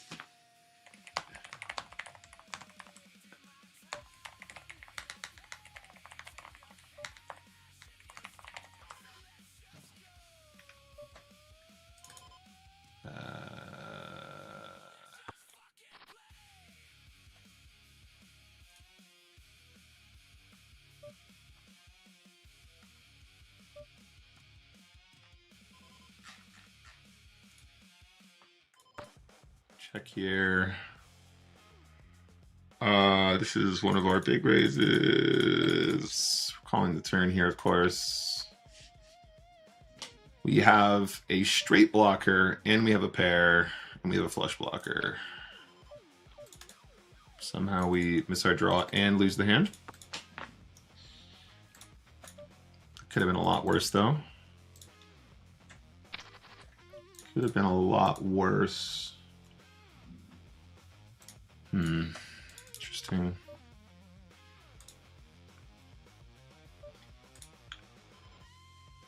Okay, I'm gonna go like this.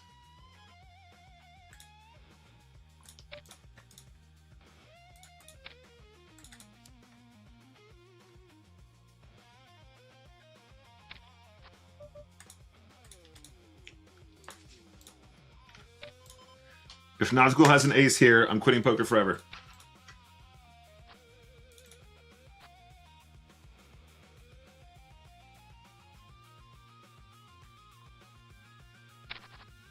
Uh-oh. Slow roll. He's calling for a chop, for fuck's sake. So bad. Nazgul, mate. So bad. So bad calling for a chop here. So on the right-hand side, guys, this is getting pretty ugly. Diamonds come in. We still have the kings, though. For God's sake. Wow, okay. He's checking for some reason. Okay, this is very strange now. I mean, it would be weird for him to have a flush now, right? Be really weird for him to have an ace as well, but he's an unknown. Okay, cool. We're not getting that to call anyway.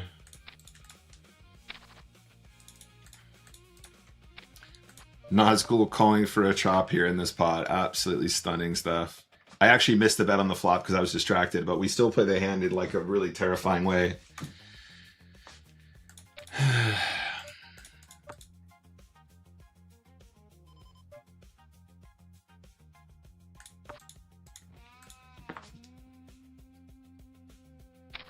Oh, okay.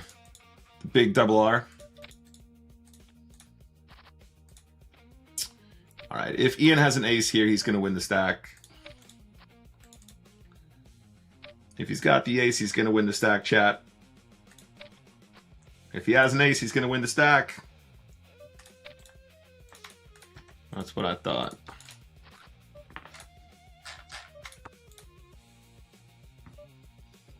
Olga says, I've been watching you for a long time, second account. Nice, I'm glad you're enjoying the content. I'm getting distracted here now, I'm missing spots.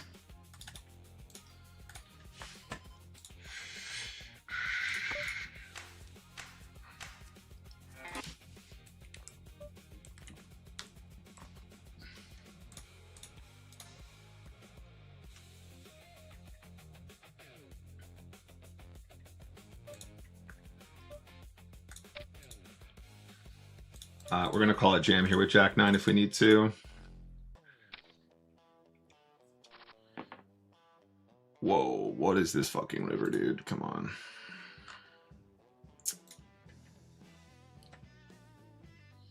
We got Nazgul to put in his whole stack for a chop pot, which is just magnificent. And the Jack 9 limb call, we'll mark that for review as well, but that's definitely fine.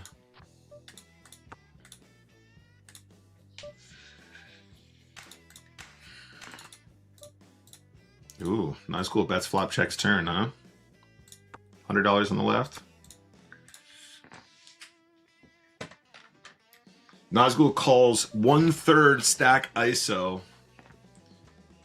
This is the flush draw, calls for a chop pot anyway. He knows he's a naughty boy.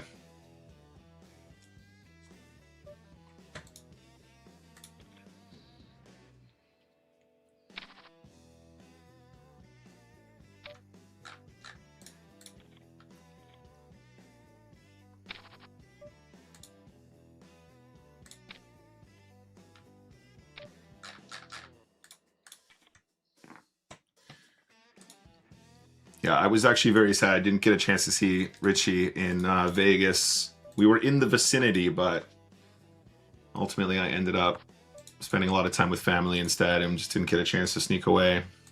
I only played poker once the entire trip, so here we are.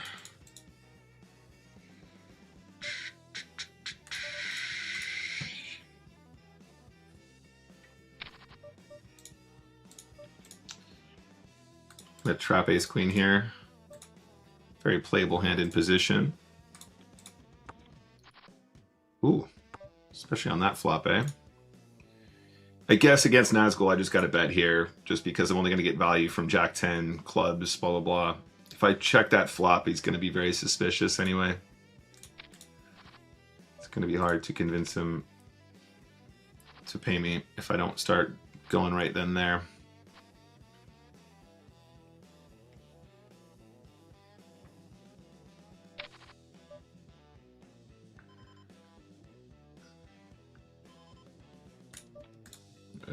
Let's trap the 10s. This is not the greatest flop, but it's also not that bad.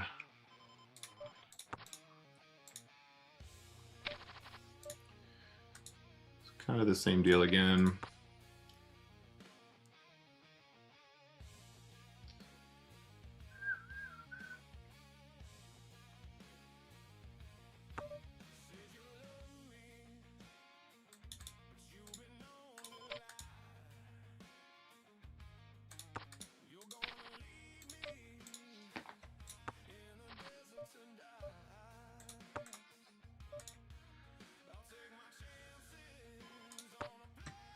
King high on the river on the left-hand side.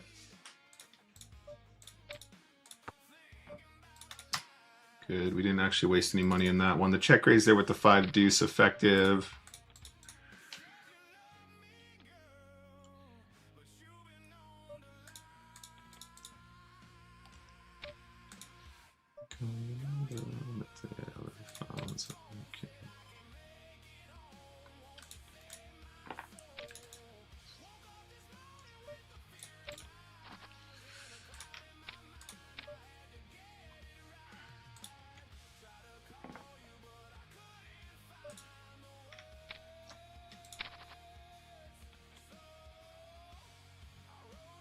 Ooh, very live cards for the hundo. Come on, Nick. Get there, mates.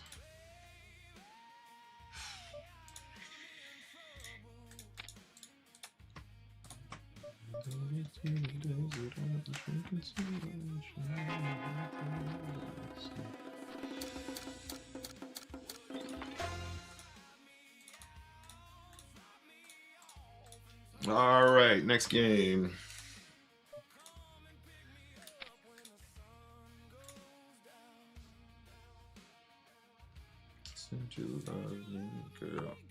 The old double gut shot. The old double gutter ball. That's a nice turn.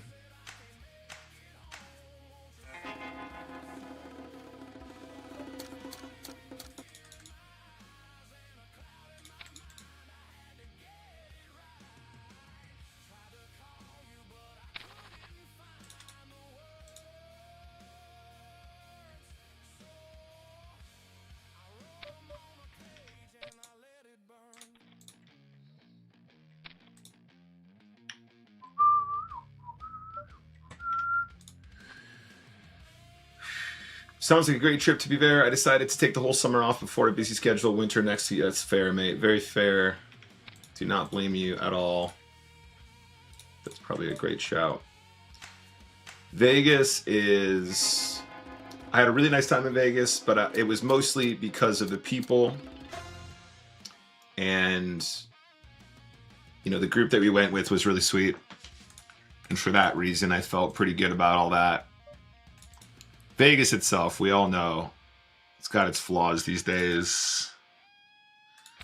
Vegas definitely has its flaws these days.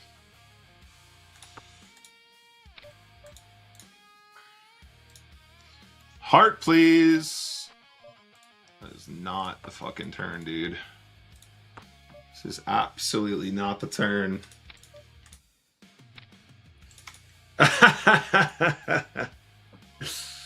Didn't even have it, chat. They didn't even have it.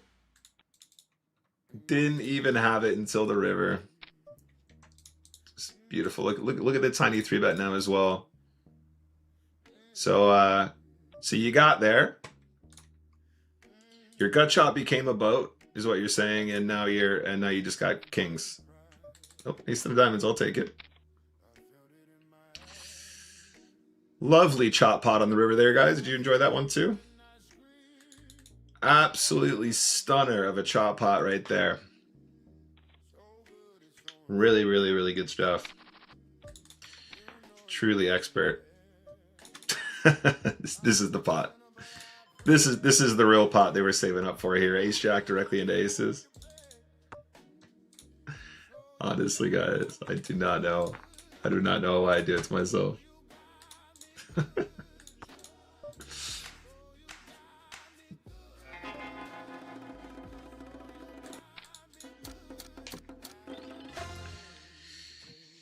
Honestly, don't know why I do it to myself.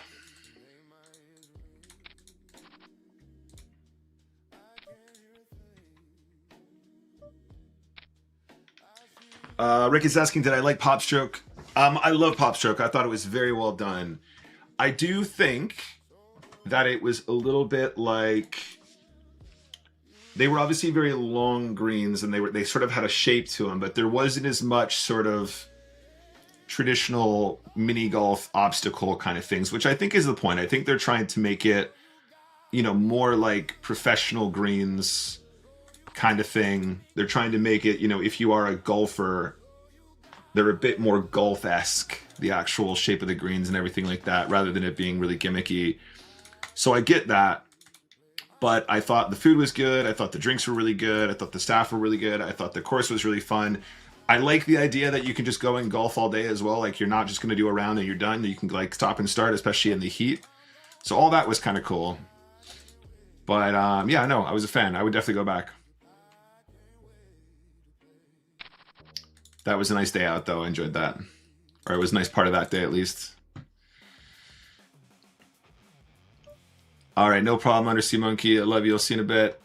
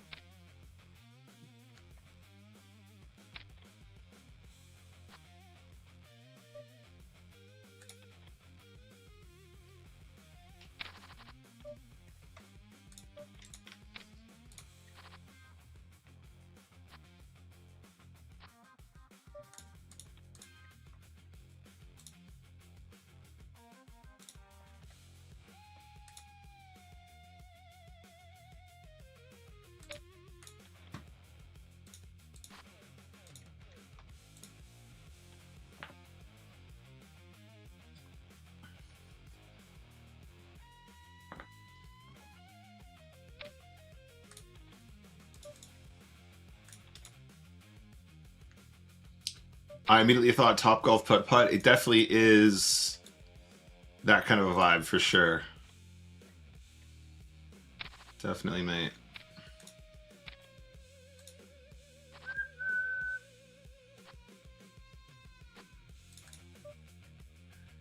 Which is, you know, the name of the game. Thought it was very profesh.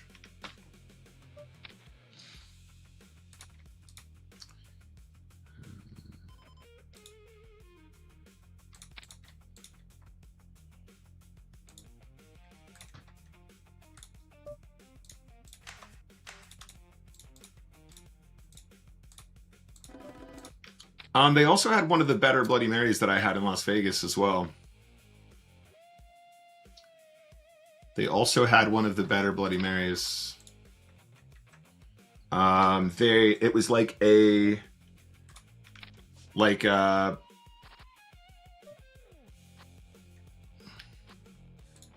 was like a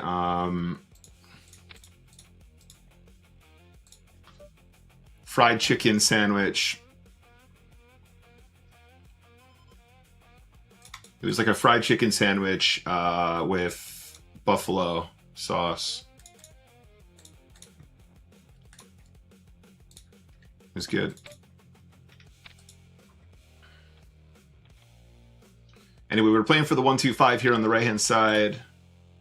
Ideally, we should have a decent edge in the deeper stack game here. Two double 1-2-5s here, left and right. We got an unknown player here as well. So let's give it a college try here, chat. We're still struggling to win EV. We're gonna check raise this flop.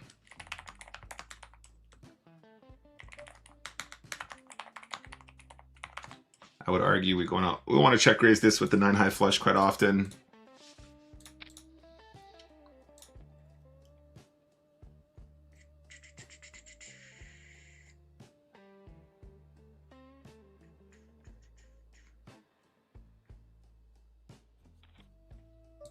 Okay, let's play the ace-3 slow here on the left.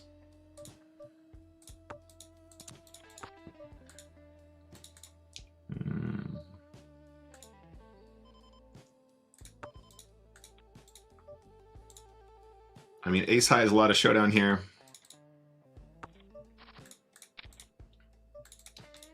Nice. We did manage to limit how much we lost in that pot. I do think after the hand is played that way, though, we need to call.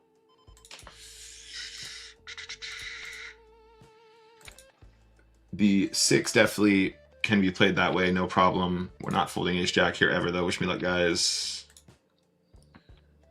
The squeeze here can be so much wider when this player flats as well, because there's so much additional dead money to win it non-showdown. We have the best hand.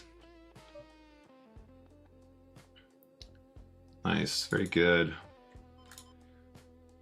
Let's do this. The overcall with the king-jack, I think, is definitely a pretty big mistake. This is definitely technically a call, but against the right range. I think against the unknown player, we need to be a lot more cautious there. Queen deuce, we can just push. I actually wake up at the hand here for the 4.5 bigs. Spike the queen. 1, 2, 5, nice. 2 live cards is fine here. So we've got the 1, 2, 5 on the right to win as well.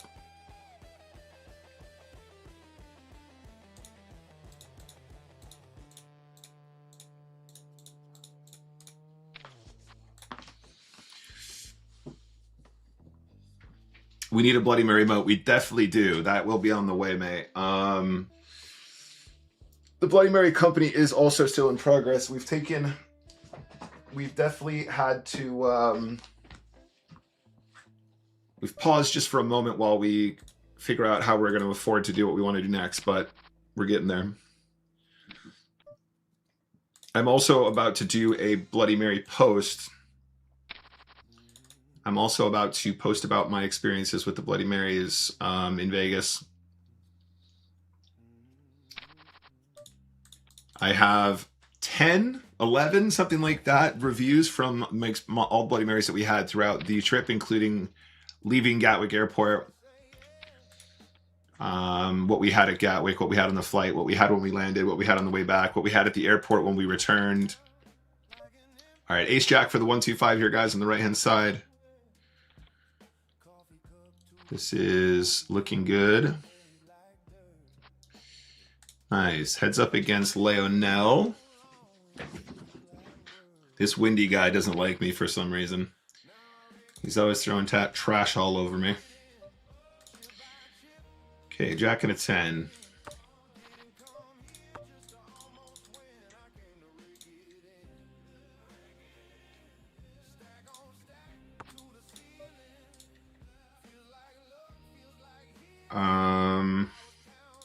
I'm gonna bluff it. I'm gonna bluff it this board.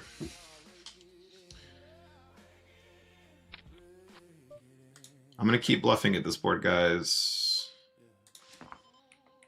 Where are we at right now? So 4. Okay, let's do it.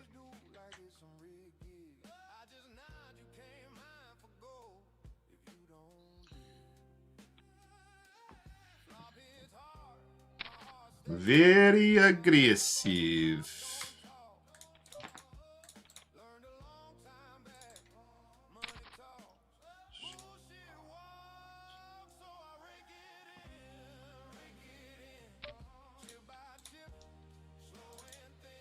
Didn't come here just to almost win. I came to break it in.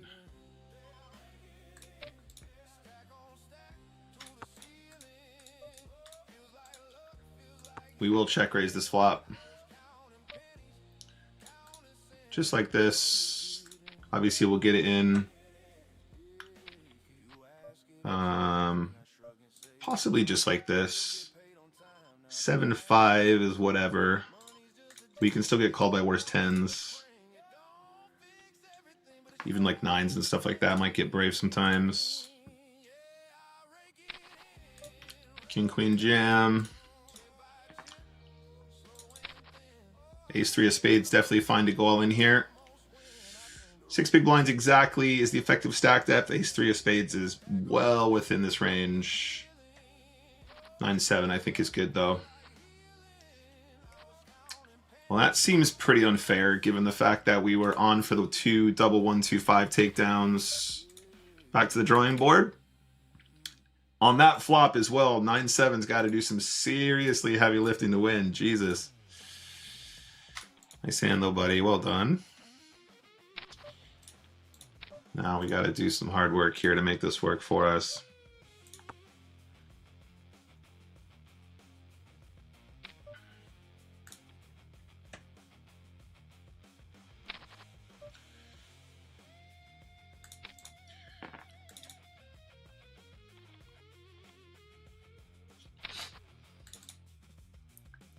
So it's 6-7, 7-8. We do the big ISO here.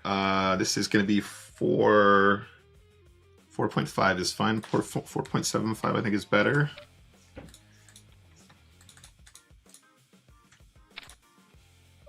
And then the Jack 5 call.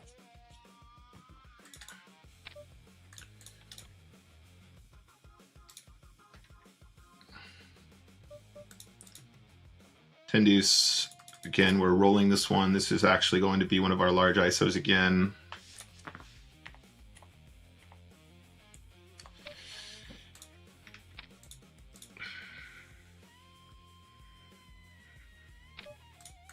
That's a big raise fold. 6 deuce in the bin against the reg. King 10, we're going to do the big ISO as well. This is 4 big blinds exactly. King Queen, we can definitely still call this one. We're calling the shove here, of course. Put the chips in very good. King Queen over here is a good hand as well. Trap was really effective against the 5-4. We end up losing the pot anyway. Queen 9, easy push. So on both fronts, really getting kind of unlucky against old Lionel here. We can still win the 1-2-5, however. Jack 9 of diamonds is a call versus push here. This is definitely mandatory reg v reg. That's actually not even remotely close. Get there. Come on, Nick. Come on, Nick.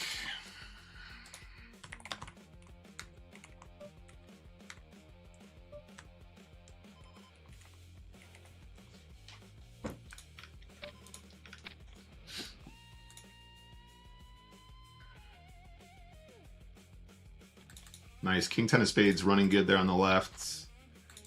This is another mandatory call. We have been all in with the best hand on several occasions for our second 1-2-5.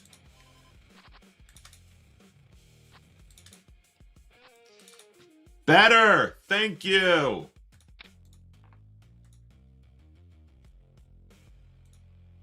Nice. 1-2-5 in the bank. Feels good.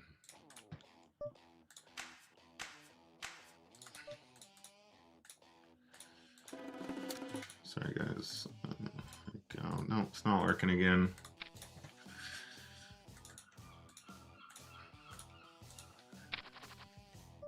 Much better. Double 1-2-5s. This one is going to be this.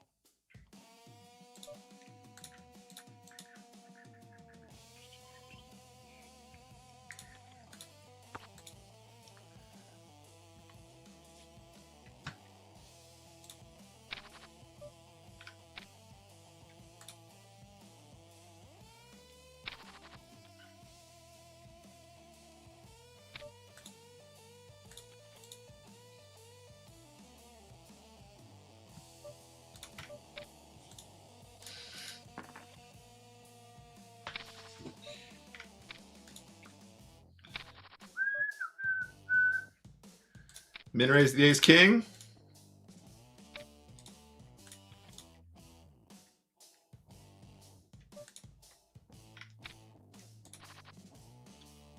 Queen 5 is definitely going to go on the left. Ace 8 will definitely go on the left. 7 tray of spades is in the bin here. Jack 7's got to be call here against the reg. I think we got to go here. Straight into the dominator, of course.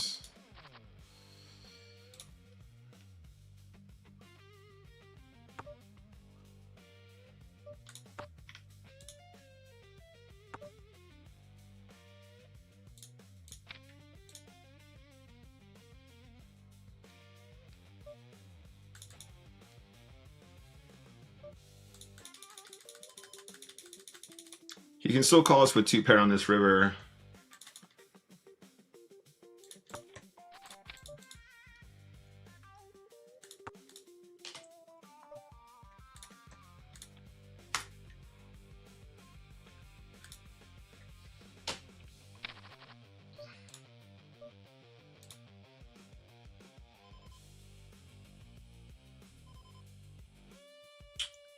I'm going to go with my gut here. The king 9 I think is fine, theoretically. We'll mark this one for review. I think this is probably going to dominate a lot of the jams. That might be a smidge too wide, but we'll find out. We'll take a look at that one in a second. Got some nice hands for review today, of course. We're going to check raise this left-hand side pot if we can. Just like this.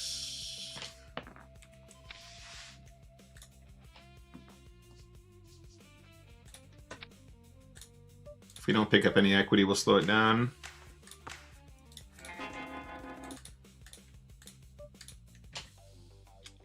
We hit the 4. The 4 actually might still be live. We're still beating Jack 10. We're still beating King Jack. We're still beating Ace Highs. Yeah, we're not going to beat a 9, of course. That's fine. Very live cards on the left-hand side. Let's go. Just get there, Nick. Come on now. Don't be so stupid. Don't be so ridiculous, mates.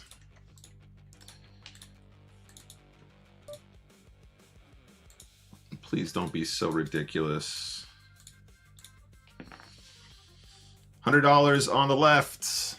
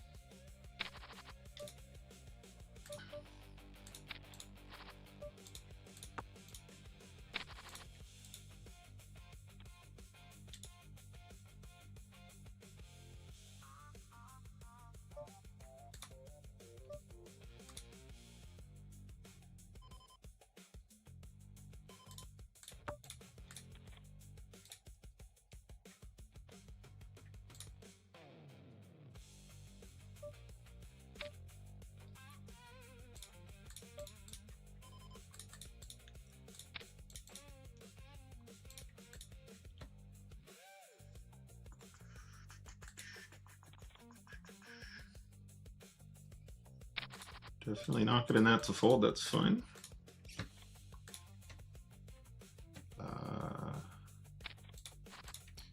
Yeah, it's good though. It's well played.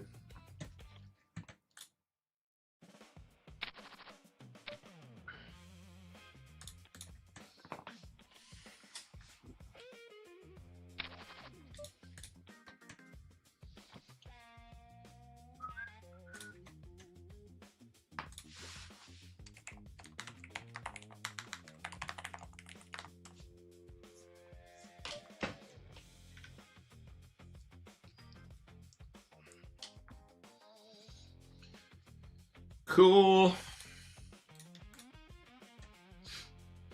We're going to play a couple more games, guys, and we'll do some review today. We're going to try and win a couple chips here if we can.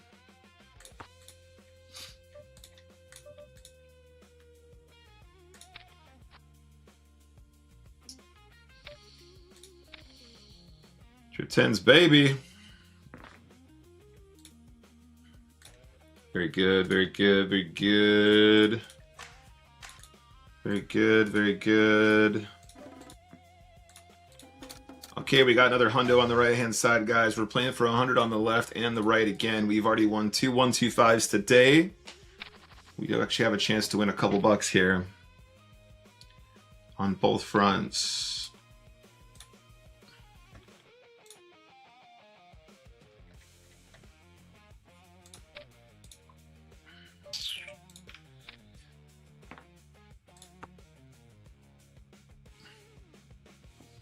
It's going to be a bit of a battle on the left here against the king, but let's see what we can do.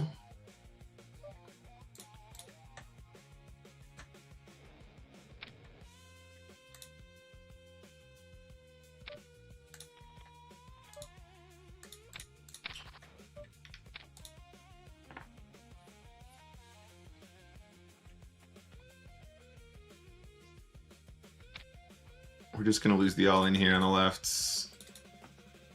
Middle pair gut shot on the right. 2 pair. And we want to be careful, of course. The straight is out there.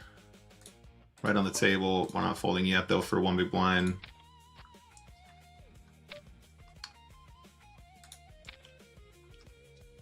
Good stuff. This is not good maneuvers.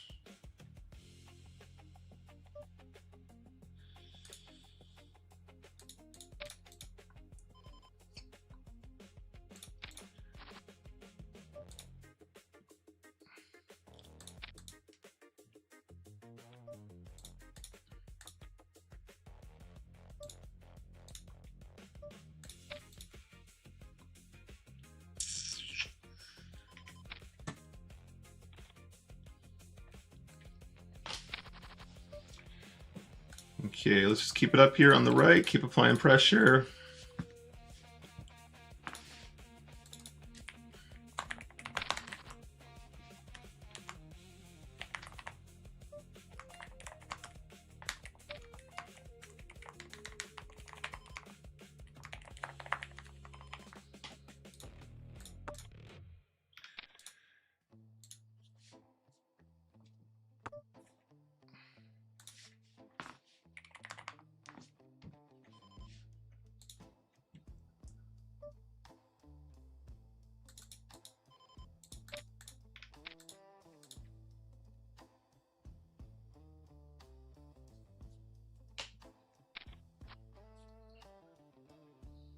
Okay, interesting.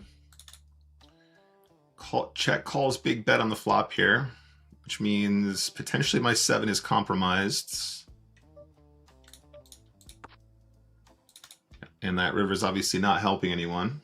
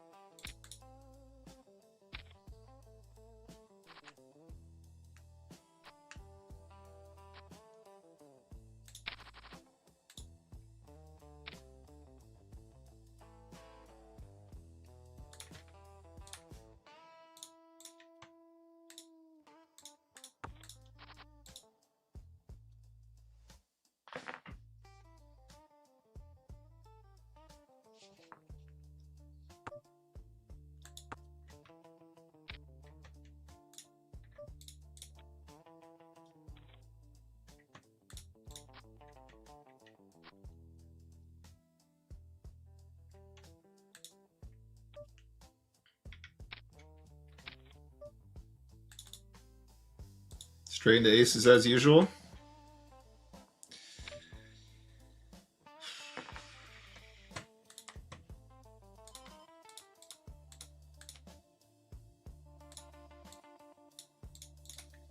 Just hilarious stuff, guys.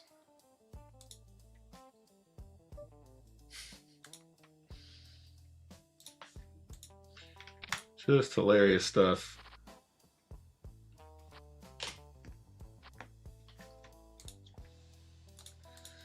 Just hilarious stuff everywhere.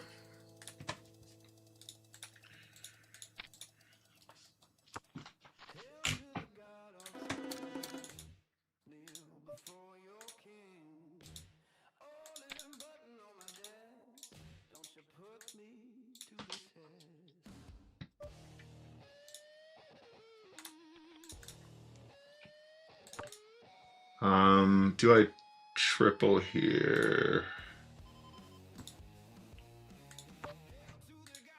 Not quite.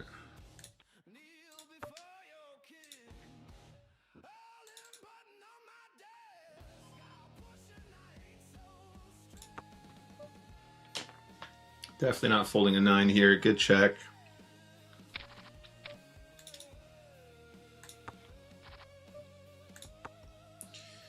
This is not too dissimilar a spot. Second pair on an ace high texture. Obviously one he's going to barrel out loads.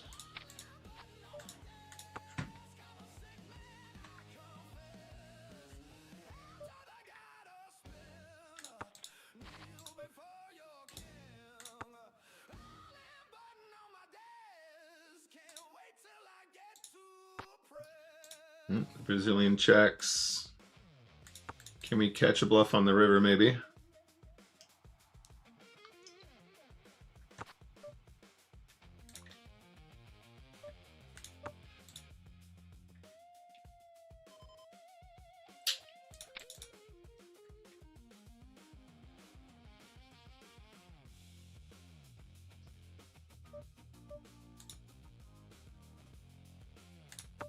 So he's going for the big ISO here, guys. I think Jack 9 might be too good to fold.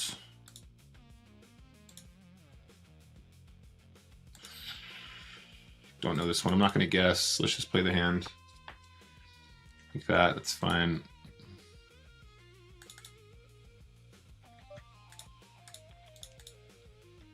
We'll mark the Jack 9 for review. And we'll do a review session after these two games.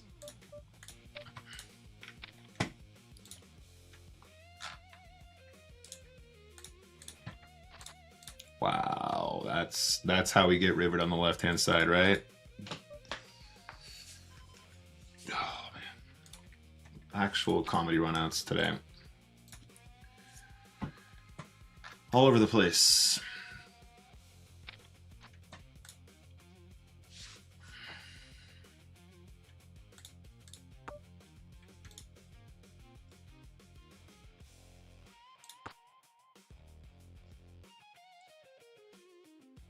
Queens and eights with the king.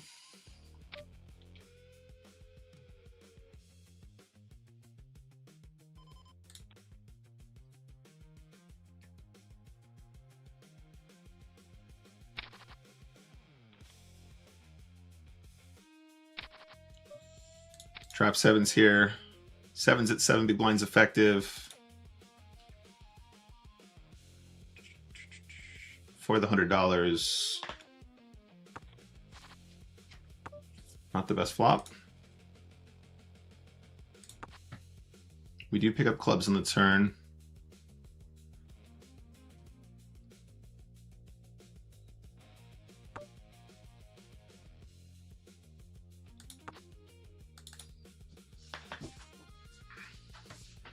Not very good.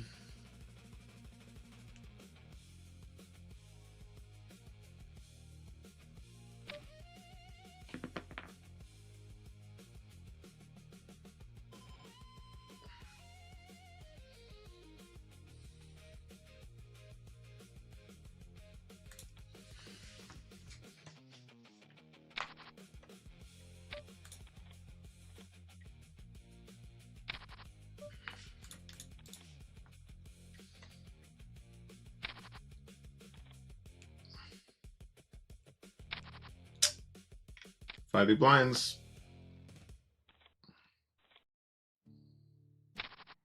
Ace five's got to go here, guys. Wish me luck. Easily 2 live over cards. We're dead for the hundo. Okay, cool. GG. Let's take a look at some hands for review. We got tons today, guys, but should have some interesting ones as well while we're here. Let's go ahead and take a look at this bad boy. 40 bucks in there. I actually don't know if we marked everything down correctly last time. I think we did. Yes, we did. Okay, cool. Nice. So we're keeping track of all these, of course, as well, guys. Especially in the current environment, the rewards will make a big impact on our overall win rate here.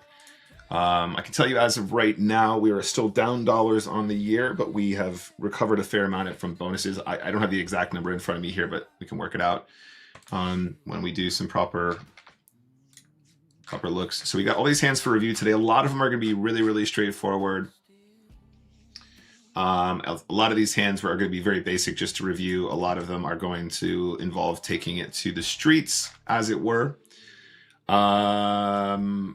Let's take a look at today first, though, specifically. So today in chips, we pretty much broke even again. We've been stuck like this for quite some time, guys. If we actually take a look at the entire month, you get a bit more of an idea of what I'm making reference to.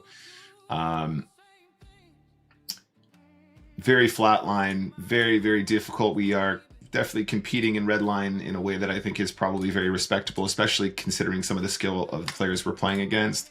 Showdown is kind of all over the place if we filter again for this year instead, which is obviously the 10K we're trying to map. We're doing a lot right here. Our actual showdown winnings have remained almost identical for 30,000 hands, something like that now. 30,000 hands of breaking even at showdown is kind of nuts, considering getting to showdown usually involves putting in hands that you think are good on average and also calling down with hands that you think are going to win. Obviously, it's a bit more complicated than that, but whatever.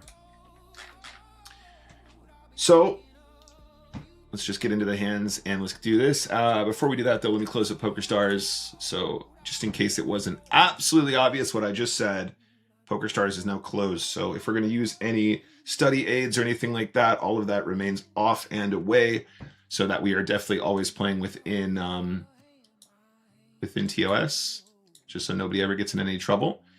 And we never have any of that stuff open while we play, of course. In actual fact, like I like to mention every time, the majority of the actual study that we do here on this channel is using hand histories, which we retrieve that are played after the fact in order to look at what we could have done differently. So with no further ado, I think I actually have to restart hand to note. It's giving me some grief here. It's not opening the replayer for me. So let's try that again. Couchad says the Jack 9 hand had my brain pumping with that size of 7 off 7 bigs. We will take a look at that one in a sec, Couchad. I think it's good enough to call with because he will be raising the correct range. He says also think we could have shoved this over with those 7s a ton of the time with the 7 of clubs and locking significantly more netted hands. So yes and no. Having the bottom end of the sort of straighty flushy draw isn't as good as it would have been if we had, you know, a pocket pair that was like above a 10, but I think there was an opportunity there. I'm thinking along the same lines as you. I don't think that's crazy. I just don't know if at that point in the hand we've actually represented enough strength in order to make that a reality. Having those hands, having those cards in your hand is of benefit if you want to bluff here. Absolutely. You've correctly identified that, I believe. But the issue is that, like, by the time we got to that showdown, I'm not sure if we were playing the hand in a way that would have actually accurately represented, you know, a very strong made draw on the river or something like that. But I like where your head is at. Okay, so let's go ahead and fire this up again. Okay, it's working now. This is good. And we're going to take a look at Jack 8 suited. So we pushed this for 5.5 big blinds. We're going to fire up GTO Wizard here for the first time today. Okay, dragged it awkwardly.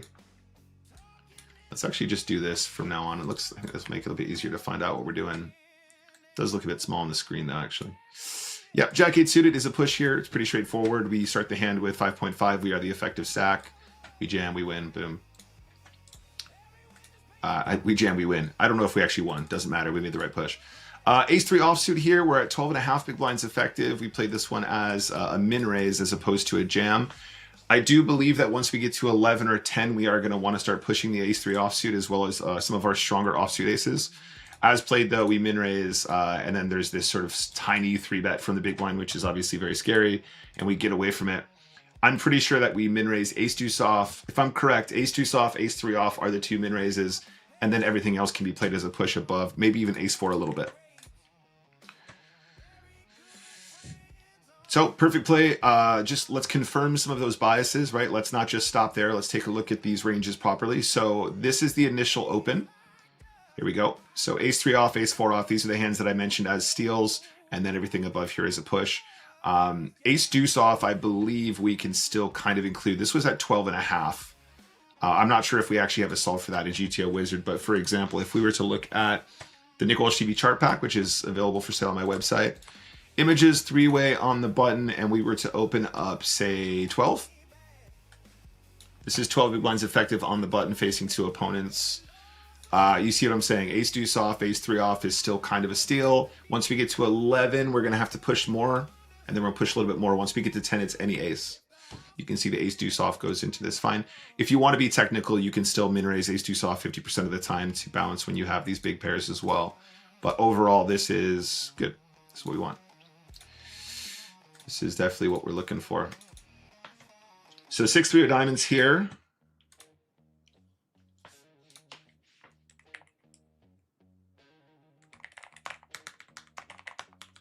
Sorry, guys, got distracted. 6-3 of diamonds here. Our opponent limps, and we place as a check. So the whole point of this lookup was to do with the sort of bottom pair situation we have here. We've been looking at a lot of these spots, and actually, somewhat surprisingly, going against the sort of general rule of thumb of how you're supposed to defend flops, like we're finding more and more of these situations where having bottom pairs like not good enough to continue. So as played, we check. Our opponent bets like 4 big blinds into 2, which is just stupid. But this should be an indication of extreme strength most of the time. On this kind of a texture, when you see this move, people have a very good top pair, or they have jacks, or they have kings, and they're terrified of this board, and they're the guy down the pub that's like, that's why you got to bet big, because otherwise they get there. You got to make them fold to win in this game, and blah, blah, blah, all this bullshit. But I'm pretty sure that if we look this one up, not with this move, but with like a more conventional bet size, I'm pretty sure this is an example of a hand we're supposed to be folding on the flop. And I just want to confirm our bias because we don't want to get these ones wrong. So let's go and take a look. It's going to be unsolved because there is no 4 big blind bet on this board unless I'm completely mistaken, but it still might tell us we're right. Okay, cool. So let's take a look at the actual hand play out here. Pre-flop limp, we check almost 100% of the time with 6-3 of diamonds. Check. Bet 4 doesn't exist. I'm almost positive this isn't a thing. Bet 3 might actually exist because it's an awkward stack depth, but as played. Let's see if we can find something a bit more normal. So everything up to this point is fine. On the flop, we check. Let's say that we come back to here to this stage. The most commonly used bet size here is going to be bet 1 by far. So we're betting 1 big blind into a pot of 4, I believe. A pot of 2, excuse me. I'm sorry, it's a limp check. So let's just say that there's a bet of 1. What I'm trying to confirm is, do we fold 6-3 of diamonds on this flop to a bet of 1? Small blind bets 1. And we're looking down here. 6 deuce of diamonds wants to fold. That's bottom pair with a weak diamond. 6-3 of diamonds also wants to fold. You'll notice that the 6-3 with the backdoor hearts and the backdoor clubs are still going to remain in. That makes perfect sense, right? We're giving up too much if we have equity that's going to help us on later streets, but we've correctly identified that a hand such as 6-2 of diamonds with no backdoors is going to be a fold. So we're thinking about this spot in the right way. This is good. 10-9 suited, our opponent raises to 2. We call. Once we arrive here, our opponent bets 1. We have a single gut shot, which we play as a call. I do wonder about this spot as maybe a raise on the flop as well. But once we get here, our opponent jams. I think we have to fold. Pretty straightforward stuff. I'd imagine we just don't have the right price to call with a straight draw, I think. On the turn, at least. Cool. So on the flop, bet of 1, call is what we do the majority of the time. The benefit of calling when we're on this kind of a flop, if we go back to here, guys, is You know, a lot of the times the 10 and the 9 will still be live and we have the gut shot to go with it, or we could also somehow find a way to bluff on a later street if we felt really inspired. But having a gut shot where you have 2 overcards to second pair is a lot more equity than if you had a gut shot like, you know, 4-5, for example, where you got 4, 5, 6, 7, 8. So I wouldn't be surprised if we skip to this part of the solve. I wouldn't be surprised if, you know, a hand like 4-5 suited might be a raise here some of the time, for example. Although, you know, on this texture, they have to bet and give up quite often as well. So let's say that we looked at, what was my example, 4-5?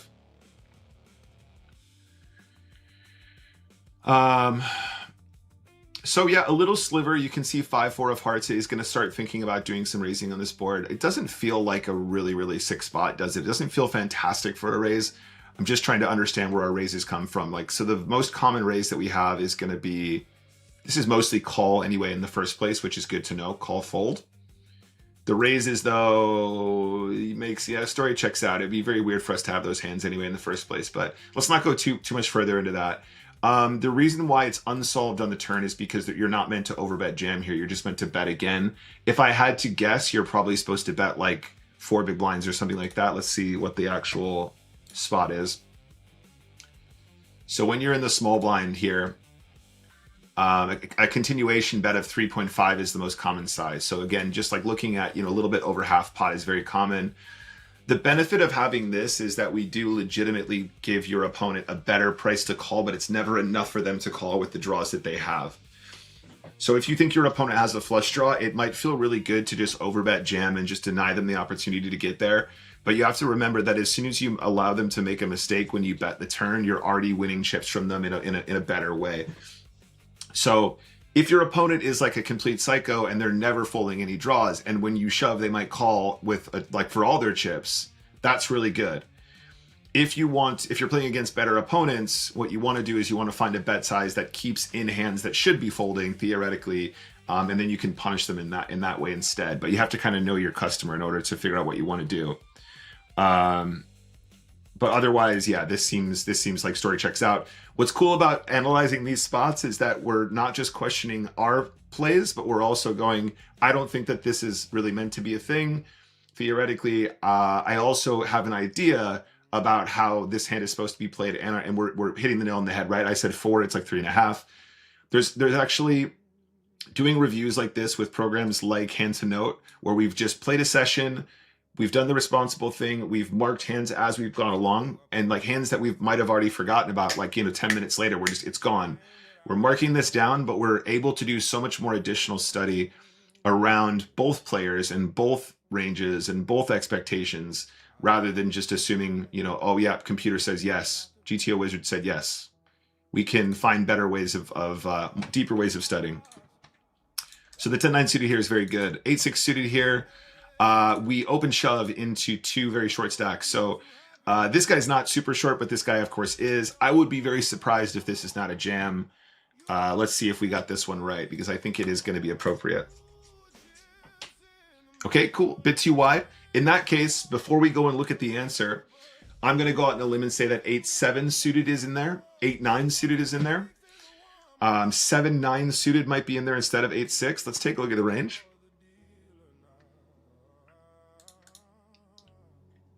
So 8-7 suited still wants to be a min raise. How close are we to the actual spot though? See, this isn't quite right. This guy has 3 big blinds. I think it's actually going to make a pretty big difference. Why don't we run this one instead? So let's say the effective stacks are 12-12, and then let's make this guy 3, and let's see how different that is, because it will make a difference. Let's go back to here. And we're going to start all over again. We're going to change this. We are going to make a custom solution. We're going to be pre-flop 3-handed. We're going to be 12 big blinds effective, but the small blind will have 3. We are not going to have any limps on the button. We're going to raise or shove. This is all accurate. This is all correct. Can I send it? Yeah, so you can see where my head is at. We obviously have a lot more jams here suddenly from the button. It does not include 8-6 suited. It does include 8-9 suited as anticipated, 8-7 suited, not as much. What's interesting is the difference between 12, 3, 12 is a lot of the min raises have come out, and now we're just going to push the strongest stuff up here, which makes sense. But we definitely went too wide on this occasion, so that one's a learning opportunity. So our opponent shoves here. This is a reg. This guy is a select plus tag. I'm almost positive that 10-7 offsuit is a call at around 5.5 big blinds, if I'm not mistaken. I just want to double check this one though and see how close it is. Because so we ended up folding, right? No, we did call because it was less than 5.5. If we look at this, this will be the worst offsuit 10 that we call with, I believe. Yeah, you can see here. The issue that I have with this spot in particular is technically, this is a call. Technically, what we were trying to figure out is exactly the value of this move. You guys can see that the call has a value of 0.01 big blinds, which is very different from 0.2 with Jack 7, right? This is outperforming this number by like 20x. It's like very significant.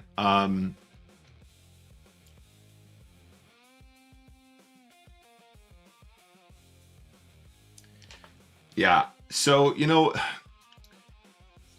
part of what I wanted to pull up here wasn't confirmation of the call being correct. It's more like I want to have a better feeling for how close some of these spots are, because I do still think that even now, playing against very, very, very, very good opponents, I still think that they are going to be prone to the human errors. They're going to be prone to leaving out considerable parts of their range here.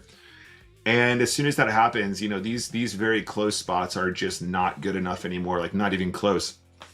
What's interesting, though, of course, is 8-7 suited, 8-9 suited. These are hands that you don't anticipate will be winning, but the actual value of them isn't necessarily coming from the fact that you're always going to be winning.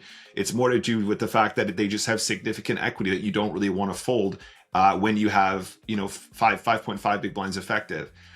And there's a tipping point that is a very uncomfortable discussion, right? You go, well, okay, my opponent is, you know, he's pretty good, but he's not the best. But like 8-7 suited surely has got to be a fold here, because he's never going to have, you know, I never have the best hand.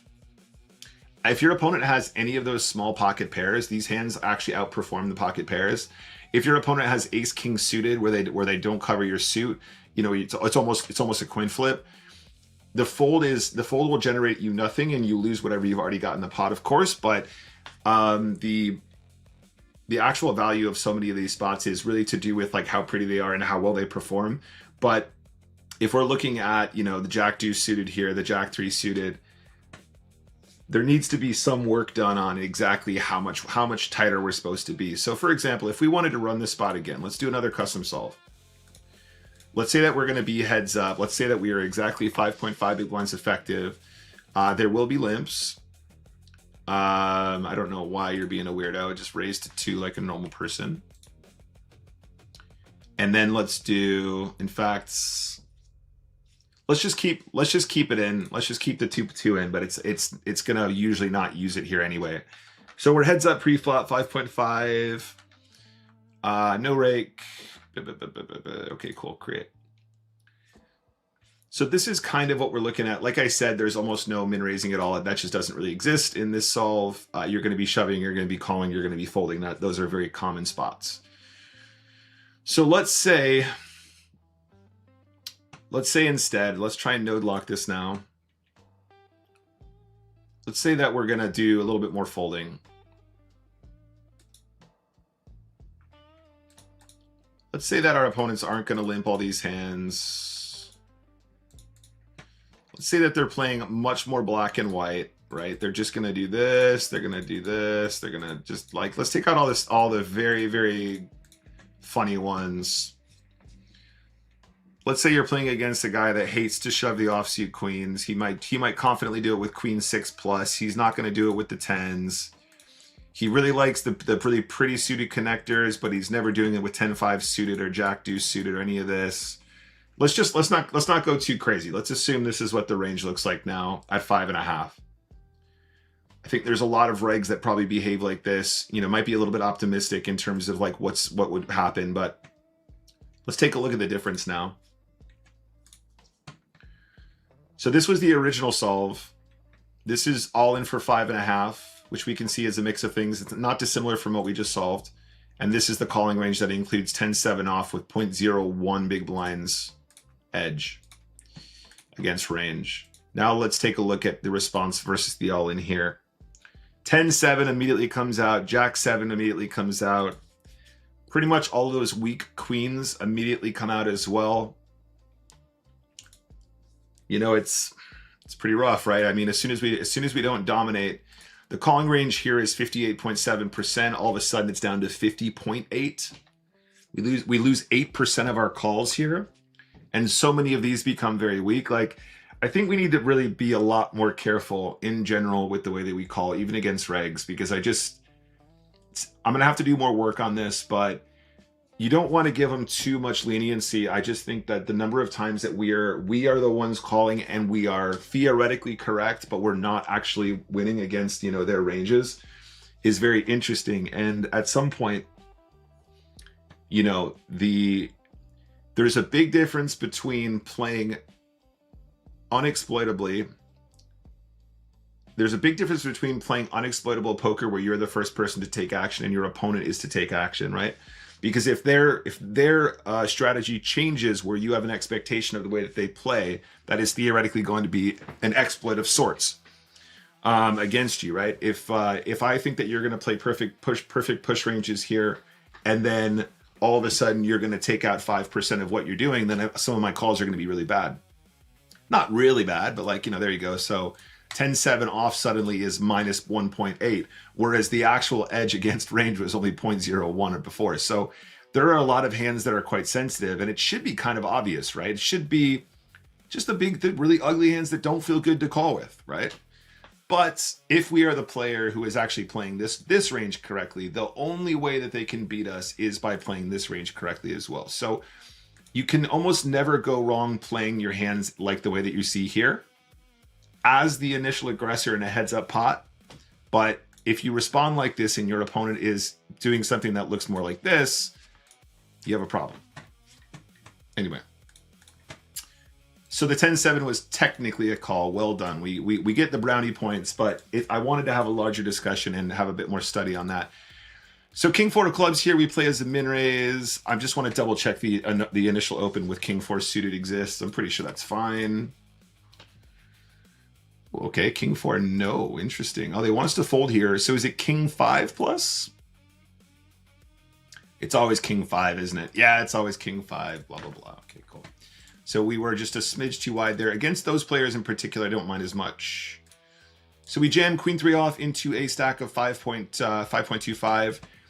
Again, the edge on this might be relatively low, but I'm pretty sure these aren't spots that we want to miss in a game of very small edges. Yeah, perfect play. This is exactly what we're going to do. Let's take a look at how wide we can shove here. If I'm not mistaken, Queen Deuce off is still part of this range. And then obviously all of our kings. Queen Deuce off, Jack 5 off, Jack 6 off. These are all good. The actual edge on the Queen shove here is more than I anticipated. But the cool thing about this is kind of the same conversation we were just having. These numbers are exactly what you will theoretically earn if you make this play every single time, and your opponent cannot take that away from you. These moves are mathematically sound. These jams are all mathematically sound in a way where you are playing your range perfectly, and the only way your opponent can break even against you is to know the calling range perfectly and execute that perfectly. It is miles and years. It's so different. It's so completely different when you're reacting to the way your opponent behaves, because what they do is going to impact on the way you should behave against them. If you always behave in this way, blind v blind, playing these cards the way that they're anticipated to be played here, you will make chips. Full stop. End of. If you're playing against a better opponent, you'll make fewer chips because they'll be closer to the correct calling ranges. But as soon as you play against inexperienced opponents, these numbers will only increase. That's very important. Okay, so Queen 3 is good and happy days. I'm not sure what, some of these are very basic, but like I like to look them up just to remind myself that I'm not completely losing my mind when we keep running into aces 4 times every session. So A6, I think, is a call here. It's got to be. Come on. This has got to be a call. Small blind folds. This has got to be it. Let's actually take a look at the range here as well. It's not close at all. A6 off isn't close. Ace4 off even is fine here. But again, in anticipation of this shoving range, this all seems very, very above board. Most people are going to do this. This is fine. There's not too much adjustment we need to make there. Cool, happy days. We're getting through them now. All right, pocket jacks.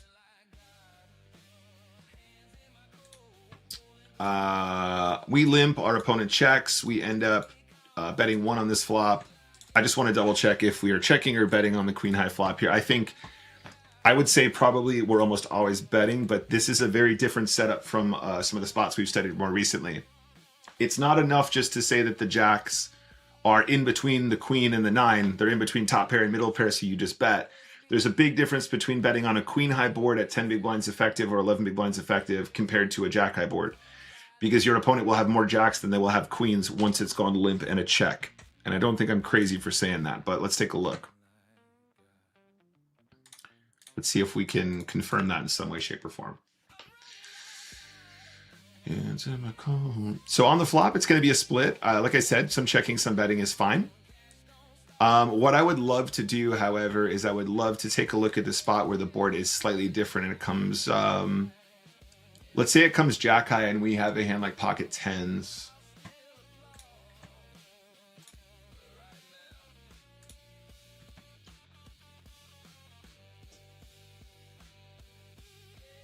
And then we have 10s, still kind of a split, still a little mixer.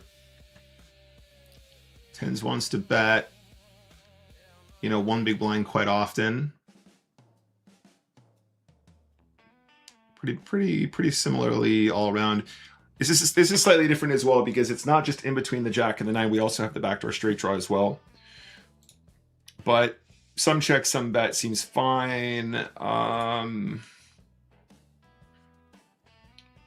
Let's duplicate this one again. There was another spot that we looked up recently that was similarly stacked, and it was like,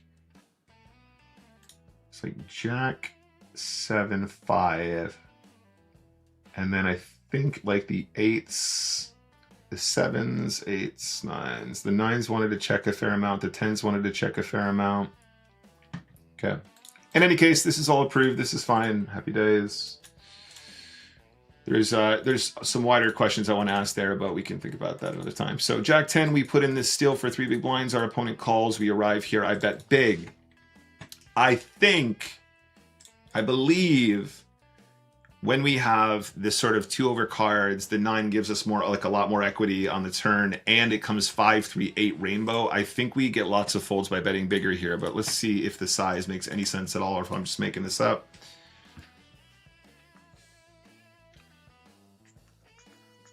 Okay, flop is perhaps too big.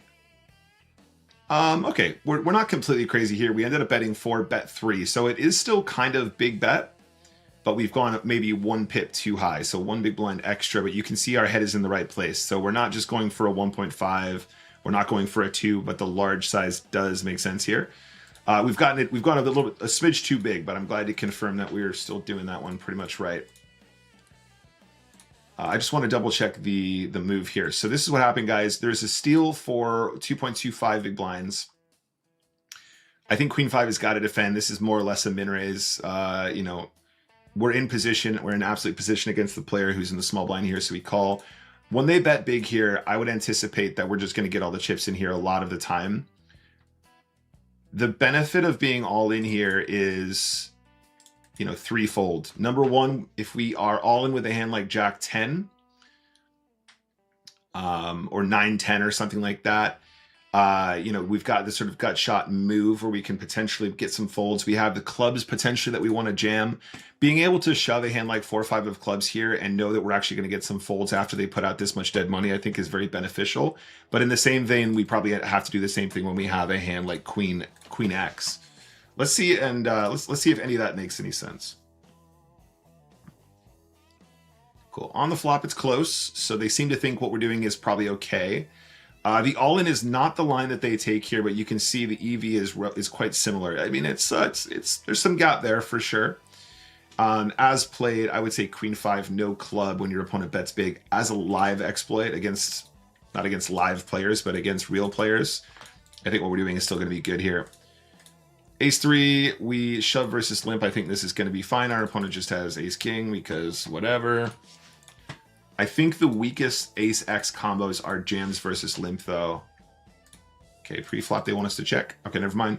The suited aces are being... Maybe it's ace deuce off, I'm remembering. Small blind, button, small blind call. No, they want us to play all the suited aces as checks or raises here, and then we're shoving the offsuit aces here. So this is just a straight mistake pre-flop. Got a little bit too excited there. 9-10, we limp. Our opponent raises to 4 big blinds. This hand is probably a call versus the large ISO size. Once we arrived here, our opponent jams, we folded. I'm pretty sure 10-9 has got to be a call versus the big ISO, but we could be wrong.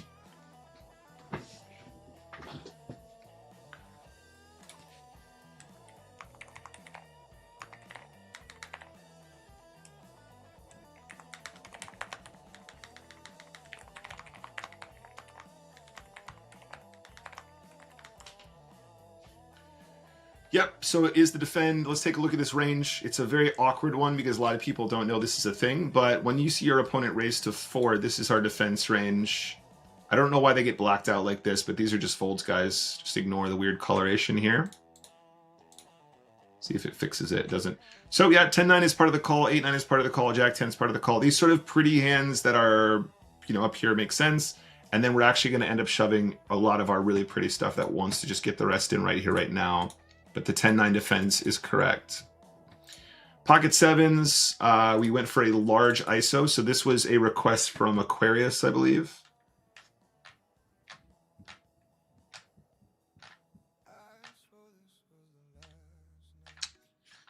I think it was Aquarius who requested this. Aquario, excuse me, that's the name. I'm pretty sure that 7s and 8s are both large ISOs here at this stack depth. Let's double check the range. Yeah, cool. Let's take a look at the whole range so it makes sense. So Aquario, I don't know if you're watching this or if you're watching this back. We have check, raise to 3, raise to 4.5, and then raise all in. The 4.5x ISO is the hands that I described on stream. Pocket sevens, pocket 8s, and then some suited connectors like 8-7 suited, 6-7 suited, 8-9 suited. It's all of these really ugly fucking hands down here, really, really bad hands, and then ace king, ace queen, king queen, all these sort of like pretty offsuit. These are hands we want to put chips in with, but we want to pile in more than just a small raise. Same is kind of true for these, although I know a lot of these will still be part of this normal sort of 3x size as well. So we're nailing this. This is very good to see that we're still applying this correctly. It's always important to remember that 8-3 off and 7 deuce off in particular are the most frequently raised of all the trashy hands down here. And then all of these deuce X combos, 6 deuce, 9 deuce, 10 deuce, you got to randomize for these if you want to execute this correctly. But the benefit of this, like, I don't know if you guys have heard this before, I always talk about this. Having this alternative extra large ISO size means that we can do things with these combinations that our opponents will never do. In order to play 7 deuce in a 8 deuce off and 8-3 off in a way that generates more than basically 0 EV because people just disregard them completely, we need to have a way of balancing this in a defensible, attackable way, if that makes sense. And the way that we do that is we always raise with these chunky hands up here, the really pretty ones that we love to put. We'd be happy to shove these, right? Ace king off at 13 big blinds effective. We'd be happy to just shove this, right? But in doing so, we give ourselves a way to play 7 deuce off and 8-3 off as a very big, scary raise that people don't know how to respond to, while also mixing in hands that are legitimately hands that we don't mind getting the rest of the money in with. The important thing to remember here is all of these are raise calls. All of these are raise calls. These are your only raise folds.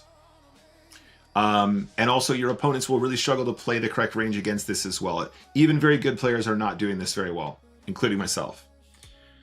But this is the sevens is included as part of that large ISO strategy. Sevens again here, all in call. This is not something we need to, oh, actually, unless it was the jam. No, okay, fine. That was just a misclick. Ace 4 off, all in here for 12 big blinds. Pretty sure this is just like straight jam, easy game. Yep, no problem. There's not really too much to think about there. Just confirming. Jack 9 suited. We call. Our opponent jams against a reg. I believe this is a limp call every single day of the week. You guys will see the equity involved here as well. Yeah, perfect play. It's literally 100% call, and then the call versus jam is fine. Even against King 7, we still have almost exactly a flip on our hands, which is why we can't be giving up that equity against the reg. King 9 suited. We did decide to push this one. This one I'm not so confident about. I think against 7.5 big blinds, we will dominate a fair number of the shoves here, like 8, 9, 9, 10, Jack 9 suited, those kinds of things. We end up jamming this. Our opponent ends up having King 10 because we suck at this game. I just want to see if this is even in there. Now, King 10 suited has got to be in here. King 9 suited for 7.5 bigs, that does seem like a very good hand to put in, though.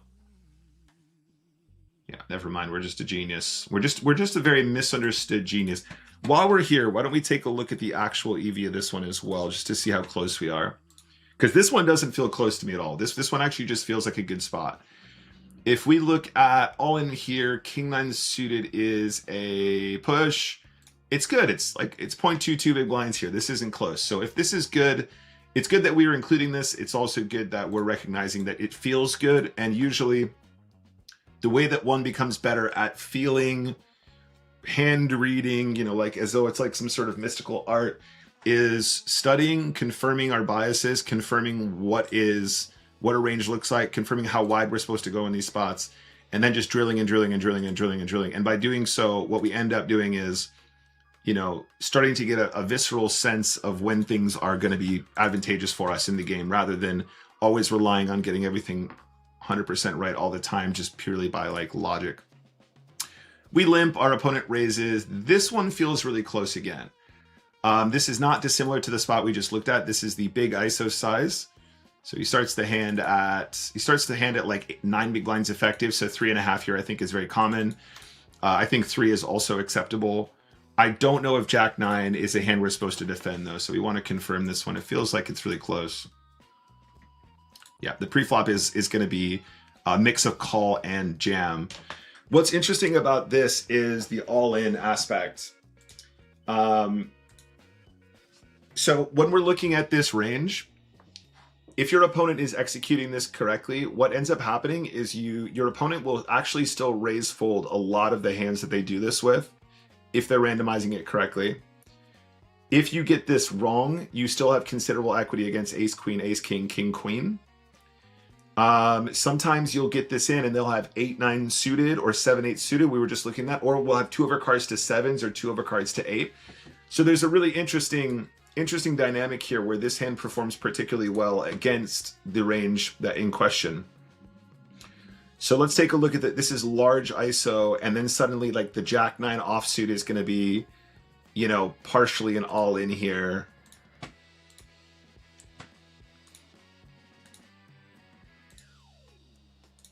So our hand here actually just wants to call pure, but you can see how razor thin it is, right? There's Jack 9 right there, 0.03. You know what? This is probably a good example of a spot where we're kind of feeling out the correct answer. Not the correct answer that the computer is providing, but the correct answer in the sense of if 0.03 is our edge by calling here in position, and it assumes that your opponent is playing that range perfectly, which nobody is, probably our instincts are very good here to avoid these spots. Whereas like 9-10 starts to probably be a bit too close. Jack 10 is probably way too good. So actually this is probably confirmation that we're making a good live adjustment as well. Okay, cool. So we got all those done for today. And again, guys, we are really getting bond this year. The 25s have been particularly reg heavy. They have been very tough. We are still winning EV. It's not enough EV for us to be profitable at the moment, but we certainly could still get there. We need to go on another run that looks like this. That was a fun little stretch. If we can do that once or twice more in the next 7,000 games or whatever we have, 6,500 games, I think we can get to something that would look something like a respectable EV. We do probably need to start playing some games off stream, or rather not during sort of peak times during the day, just to try and see if we can snag a slightly different crowd with a little bit less experience playing against us. But we're doing a lot right now. We're doing a lot very well at the moment, guys. And I think the poker is actually relatively tight. We are probably... I think today we probably held our nerve a bit better. We definitely kept it a little bit more positive on stream because I've been getting rather frustrated with this year's results. But hopefully we'll keep doing this for the rest of this week and we can find ourselves into a nice little upswing here. Speaking of streams this week, I think tomorrow and Thursday for sure, maybe Friday. I might even try and do some weekend streams. I'll let you guys know on my social media platforms, which you can find here. !Nick in the chat for all my platforms. It's NickWalshTV everywhere: Twitter, Instagram, Discord. I got a website, and of course I have a YouTube channel as well. And I would love for you guys to support me on those if you don't already follow. And I'll let you guys know what's going on. The battle continues. Just a reminder, if we do get to 10,000 games this year, we will have played $250,000 worth of Spin and Goes. And I would love to try and see that completed by the end of the year, just to see what's going to be possible. We still haven't had any massive multipliers. I think the biggest multi that we've had so far is 25. We've had 2 25s. The rest are all 10s. We should see at least one 50x, I think, this year, if not 2, in that amount of time. But we'll see how we go. Until then, I love you all very much. I'm going to sign off for now. I'll see you guys tomorrow for more Spin and Go action. And that's it. See you in a bit, guys. Bye-bye.